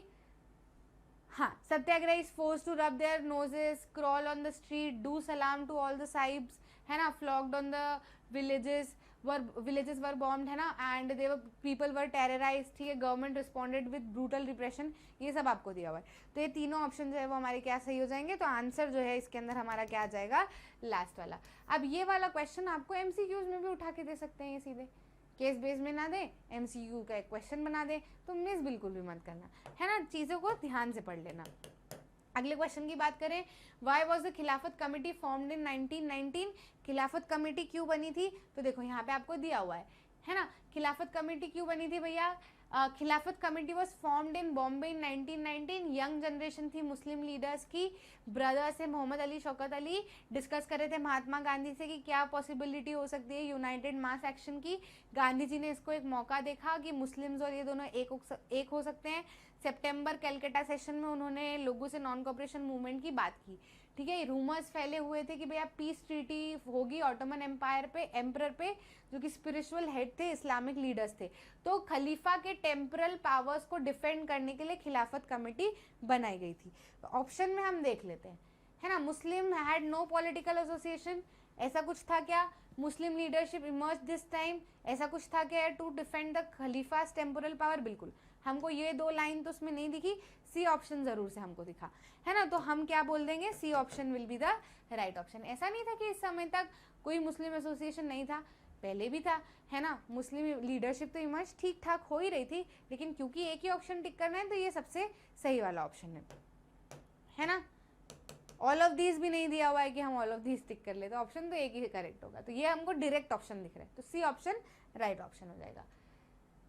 नेक्स्ट क्वेश्चन की बात करें, Gandhi ji wanted to start a non cooperation movement in 1920 because 1920 में Gandhi ji non cooperation movement क्यों शुरू करना चाहते थे, क्योंकि उन्होंने देखा कि मुस्लिम्स और हिंदूज जो है वो इसमें मिल सकते हैं, है ना, और अच्छे से काम कर सकते हैं। तो इसमें हम देख लें, he wanted to teach Britishers a lesson both A and C, या फिर he wanted to introduce liberal views in Indian freedom movement, या फिर he saw there was an opportunity to bring Muslims under the umbrella of united nation. बिल्कुल सही बात है, ये सारे ऑप्शन गलत, कोई ऐसा कुछ लेसन तो टीच करना चाहते थे, ऐसा नहीं है कि नहीं करना चाहते थे, लेकिन एक बहुत रेलेवेंट आंसर जो है वो डी आंसर है, ठीक है, तो आंसर जो है वो क्या हो जाएगा, D. Where did brutal Jallianwala Bagh massacre took place, Jallianwala Bagh massacre कहाँ पे हुआ था, अमृतसर में हुआ था, तो ऑप्शन क्या है, ए जो है वो राइट आंसर हो जाएगा, ठीक है। अगले पे आ जाते हैं, फेडरल सिस्टम के ऊपर आपको दिया हुआ है, इट हैज ड्यूअल ऑब्जेक्टिव, जो फेडरलिज्म वाला चैप्टर है हमारा, है ना, तो उसके ऊपर ये वाला पैराग्राफ है। क्वेश्चंस हम देख लेते हैं, what are the main objective of federal system, federal system के मेन ऑब्जेक्टिव क्या होते हैं, पावर शेयर करना, है ना, और पावर शेयर जब होगी तो लोगों के बीच में यूनिटी होगी, लोग सारे के सारे एक साथ रह पाएंगे, सब कुछ हो पाएगा। ऑप्शन में हम देख लेते हैं, कंट्री सेफगार्ड रहती है, बिल्कुल सही बात है ना, कंट्री की एक सिक्योरिटी बनी रहती है, यूनिटी बनी रहती है कंट्री की, रीजनल डाइवर्सिटी कंट्री में एकोमोडेट होती है, क्योंकि सबको लगता है कि हाँ हमारे पास भी पावर है, हमारे पास भी पावर है, तो सब खुश रहते हैं, तो ऑल ऑफ दीज जो है वो क्या हो जाएगा, राइट आंसर हो जाएगा, तो D will be the right answer. Ideal federal system must have to aspect, mutual trust and, ideal federal system में दो एस्पेक्ट होने चाहिए, म्यूचुअल ट्रस्ट और क्या, देख लेते हैं हम इधर पैराग्राफ में हमको कहीं पे दिख रहा है क्या, नहीं तो फिर अपन अपने हिसाब से आंसर देखेंगे। Balance depends mainly on historical context, है ना, इसके ऊपर तो आपको आएगा क्वेश्चन। म्यूचुअल ट्रस्ट कहीं पे दिख रहा है क्या, regional diversity, two aspects are crucial for practice of federalism, government at different levels should agree to same rules और power sharing, they should also trust each other, तो trust तो आपको दिया हुआ है mutual trust, government at different levels should agree to some rules, है ना, तो यहाँ पे हम देख लेते हैं, power distribution, proper constitution, agreement to live together या all of these, तो power distribution, है ना, तो A ऑप्शन जो है वो right answer हो जाएगा। Exact balance of power between central and state government depends on, अब भी मैंने आपको बताया था हिस्टोरिकल कंटेक्स्ट, वहाँ पे लिखा हुआ है, तो ए ऑप्शन यहाँ पे सही हो जाएगा, ठीक है। लास्ट इसमें देख लेते हैं, in dash a large country divides its power between different state and national government and very often they are unequal distribution of power, तो ये कौन सा है, तो यहाँ पे आपको दिया है, देखो यहाँ पे आपको दिया है two kinds of route, first route form bigger unit, coming together में बिगर यूनिट बनाते हैं, है ना, लेकिन जो सेकेंड रूट है उसमें कंट्री डिवाइड करती है अपनी पावर को, कंस्टिट्यूएंट स्टेट में, नेशनल गवर्नमेंट में, है ना, और इसको क्या कहा जाता है, होल्डिंग टुगेदर पावर, है ना। और इसमें जो सेंट्रल गवर्नमेंट जो है वो मोर पावरफुल होती है और बहुत सारी बात कंस्टिट्यूएंट यूनिट जो है के पास में अनइक्वल पावर्स होती हैं। मतलब कि जो स्टेट गवर्नमेंट है, ज़रूरी नहीं कि सारे के सारे स्टेट्स के पास में बराबर पावर है ना। किसी स्टेट के पास में ज़्यादा पावर हो सकती है, किसी के पास में कम पावर हो सकती है। तो ऐसा सिस्टम जो है वो क्या कहलाता है, ऐसा रूट जो है वो क्या कहलाता है, ऐसा फेडरलिज्म क्या कहलाता है, होल्डिंग टुगेदर फेडरलिज्म। जैसे कि इंडिया के केस में है ना, हम देखते हैं कि कुछ स्टेट्स को स्पेशल पावर्स दी हुई है ना, यूनियन टेरिटरीज अलग है, स्टेट गवर्नमेंट अलग है। क्लियर, तो आंसर क्या हो जाएगा, बी। ठीक है, तो 35 भी हो गया। 36 हम देख लेते हैं। For comparing countries their income is considered to be the one of the most important attributes. ठीक है, तो ये वाला आपका पैराग्राफ आपको यहाँ पे दिया हुआ है। ऑप्शन में हम देख लेते हैं क्वेश्चन क्या है। पर कैपिटा इनकम को और क्या कहा जाता है। देखो, पर कैपिटा इनकम कैसे कैलकुलेट होती है कि कंट्री की टोटल इनकम और कंट्री में रहने वाले जितने लोग हैं, है ना, ऐसे डिवाइड कर देते हैं कि कंट्री की टोटल इनकम मान लो, कंट्री की टोटल इनकम मान लो 1000 है ना, और कंट्री में रहने वाले लोग 50 है, तो ये पर कैपिटा इनकम क्या आ जाएगी, 20। मतलब हर इंसान जो है वो 20 रुपए कमाता है, इसको पर कैपिटा इनकम कहते हैं। कुछ फॉर्मूला रिलेटेड दिख रहा है, एवरेज भी तो ऐसे ही निकालते हैं कि पूरी क्लास के मार्क्स इतने हैं, क्लास में रहने वाले बच्चे इतने हैं, तो एवरेज निकल जाएगा कि हर बच्चे को अराउंड इतने नंबर आए हैं, तो इसको क्या कहा जाता है, एवरेज इनकम भी कहा जाता है। तो ए ऑप्शन क्या हो जाएगा, सही ऑप्शन। तो आपको बहुत इजीली आप पैराग्राफ नहीं भी पढ़ोगे तो भी आपको आंसर बन जाएगा। मान लो अगर नहीं मिल रहा है तो पैराग्राफ में ढूंढ लेना। अभी आपके समय के ऊपर डिपेंड करता है, आपके पास में ज़्यादा समय बचा है लास्ट में तो आप अच्छे से चेक कर लो पूरा पैराग्राफ पढ़ के, क्योंकि कई बार हो सकता है गलत आंसर टिक कर दो।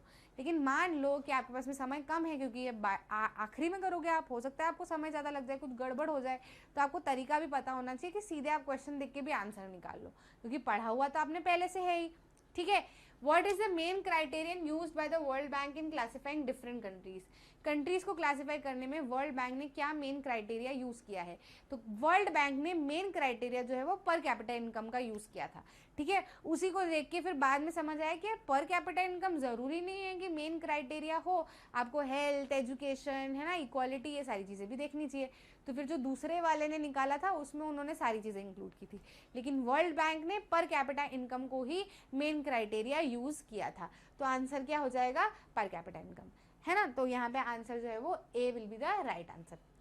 According to the world development reports 2006, countries with per capita income of 74,53,000 per annum and above in 2004 are called।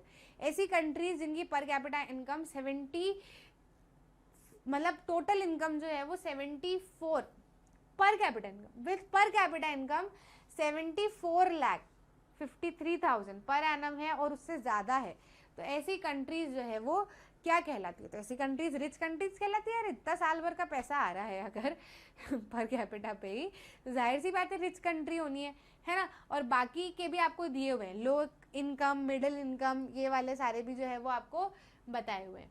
ठीक है, ये पर एनम, तो ये आपको यहाँ पे दिया हुआ है ना, $955, $820। ठीक है, ये रिच कंट्रीज कहलाती है। तो डॉलर मतलब क्या, $1 जो है वो अभी करीब 80 रुपए के आसपास चल रहा है, तो मल्टीप्लाई कर लो, वैसे समझ आ ही जाएगा आपको, कम ज़्यादा तो दिख ही जाता है ना।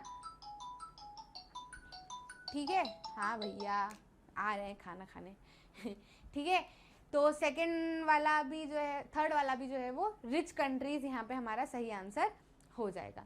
Who compares the development of countries on the basis of literacy rate, gross enrollment ratio and health status of their people? World bank या फिर यूएनडीपी। तो देखो मैंने अभी आपको बताया कि वर्ल्ड बैंक ने जब रिपोर्ट निकाली तो उसने सिर्फ पर कैपिटा इनकम देख के निकाली, लेकिन फिर बाद में एक अलग ऑर्गेनाइजेशन को समझ में आया कि नहीं, सिर्फ पर कैपिटा इनकम से आप कंट्री का डेवलपमेंट नहीं देख सकते ना, हेल्थ, इक्वालिटी, सब कुछ आपको देखना पड़ेगा। पूरी तरीके से आप बताओ, नहीं तो सिर्फ पैसे के हिसाब से आप कैसे बोल सकते हो, हेल्थ ही ना हो वहाँ पे, एजुकेशन ही ना हो, सिर्फ पैसा ही हो, तो क्या मतलब है, वो कंट्री कैसे डेवलप हो सकती है ना। तो ये कौन थे, ये समझदार लोग थे, यूएनडीपी वाले। ठीक है, तो यूएनडीपी जो है वो ऐसा ऑर्गेनाइजेशन था जिसने डेवलपमेंट ऑफ कंट्री को देखा लिटरेसी रेट के हिसाब से, ग्रॉस डेवलपमेंट रेशो के हिसाब से और हेल्थ रेशो के हिसाब से या हेल्थ स्टेटस के हिसाब से। तो आंसर जो है वो हमारा क्या हो जाएगा, यूएनडीपी। अगर सिर्फ पर कैपिटा इनकम का बोले तो आंसर क्या हो जाएगा, वर्ल्ड बैंक। तो ए और बी आंसर नहीं होगा, वर्ल्ड बैंक आंसर नहीं होगा, यूएनडीपी जो है वो हमारा सही आंसर होगा। ठीक है, तो ये कौन से हो गए, हमारा ई सेक्शन भी हो गया। अब हम मैप देख लेते हैं। मैप में आपका जो पहला 37 का ए ऑप कॉलम रहेगा, क्वेश्चन रहेगा, वो आपको हिस्ट्री से पूछा जाएगा। तो हिस्ट्री से आपको आइडेंटिफिकेशन के लिए ही दिया जाएगा, मतलब आपको मैप में मार्क कर देंगे। ठीक है, मैप में जो है वो आपको मार्क कर देंगे, जैसे कि यहाँ पे आपको मैं आपको थोड़ा बड़ा कर देती हूँ, और ये आपको दिख नहीं रहा होगा, है ना, ये 2 ऑप्शन आपको यहाँ पर दिए हुए हैं ऐसे करके। तो आपको मैप में ऐसे मार्क कर देंगे, है ना, और इसकी हिंट दे देंगे कि ये जगह है, यहाँ पे ये हुआ था, ये जगह है, आपको यहाँ पे ये हुआ था। अब आपको बताना है इन हिंट को पढ़ के और इन जगहों को देख के कि ये कौन सी जगह है। जैसे कि place where peasant satyagraha took place, ये ऐसी जगह थी जहाँ पर पीजेंट सत्याग्रह हुआ। अब आपने पढ़ा, अब आप मैप पे आए, आपने देखा कि यहाँ पे बना रखा है, तो ये कौन सी जगह है, उत्तर प्रदेश। उत्तर प्रदेश का ये वाला हिस्सा कौन सा है, चंपारण, है ना, चंपारण, खेड़ा और अहमदाबाद, ये 3 जगह पर हुआ था। तो खेड़ा और अहमदाबाद तो अपना इधर गुजरात में आता है। सत्याग्रह एक जगह जहां पर हुआ, ये अपना कहाँ है, इधर। ठीक है, तो आंसर जो है वो हमारा क्या हो जाएगा, चंपारण, बिहार। ठीक है, place where Indian National Congress session of September 1920 was held. देखो, सितंबर 1920 में 2 जगह हुए थे, एक तो कैलकाटा में हुआ था, है ना, और एक नागपुर में हुआ था। ठीक है, एक दिसंबर में हुआ और एक सितंबर में हुआ। 1920 में 2 बार हुए, एक सितंबर में हुआ और एक दिसंबर में। और जगह कौन सी थी, एक नागपुर था और एक कैलकाटा था। तो यहाँ पे हम देख लेते हैं, नागपुर है कि कैलकाटा। नागपुर होगा तो महाराष्ट्र में दिया होगा, और कैलकाटा होगा तो वेस्ट बंगाल में दिया होगा। तो हमको यहाँ पे वेस्ट बंगाल में दिख रहा है, तो आंसर जो है वो हमारा क्या हो जाएगा, कैलकाटा।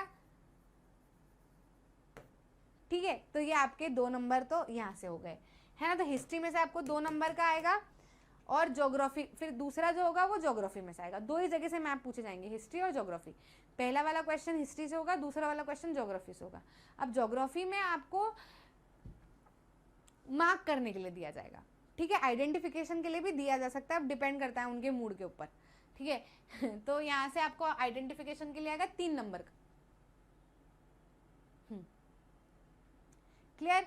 तो यहाँ पे आप देख लो, on the same map of India locate and label any 3 of the following with suitable symbol.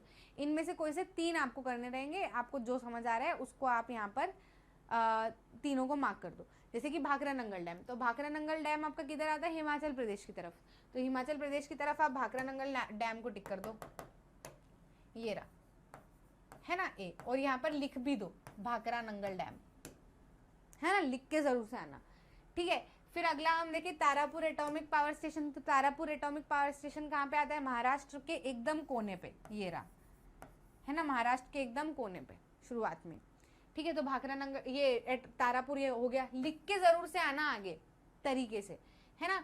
Noida software technology park, तो नोएडा तो अपना इधर की तरफ आ जाता है ना।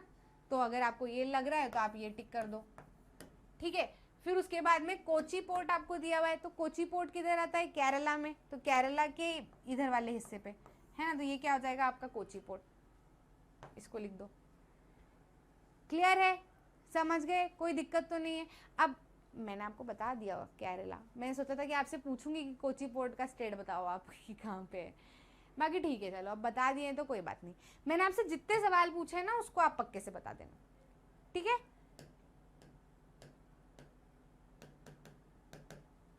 मैप क्लियर है, हो जाएगा अच्छे से, है ना। तो चलो, आई होप आपको अच्छे से समझ में आ गया है। सैम्पल पेपर पूरा हमने अच्छे से कर लिया है। क्वेश्चन में कोई डाउट अगर आपको है, जो कि होना चाहिए आपको, तो आप ज़रूर से कमेंट सेक्शन में बताना। आंसर्स जो भी मैंने आपको पूछे हैं वो भी आप कमेंट सेक्शन में बताना, ठीक है। ये सारे कोर्सेज के सारी चीज़ें आपके लिए एकदम फ्री ऑफ कॉस्ट अवेलेबल है मैग्नेट ब्रेन्स में, तो कहीं जाने की ज़रूरत नहीं है, ठीक है। अच्छा लगा तो लाइक करना, शेयर करना अपने दोस्तों के साथ में, और चैनल को जरूर से सब्सक्राइब करना ताकि आपको अगले आने वाले वीडियोस की भी नोटिफिकेशन मिल जाए। ऐसे ही कई सारे सैम्पल पेपर्स आपको मिलते रहेंगे और सारी चीज़ों की तैयारी मैं आपको करवाती रहूँगी। एकदम कस के कमर बांध के बैठ जाओ। मिलते हैं अगले वीडियो में।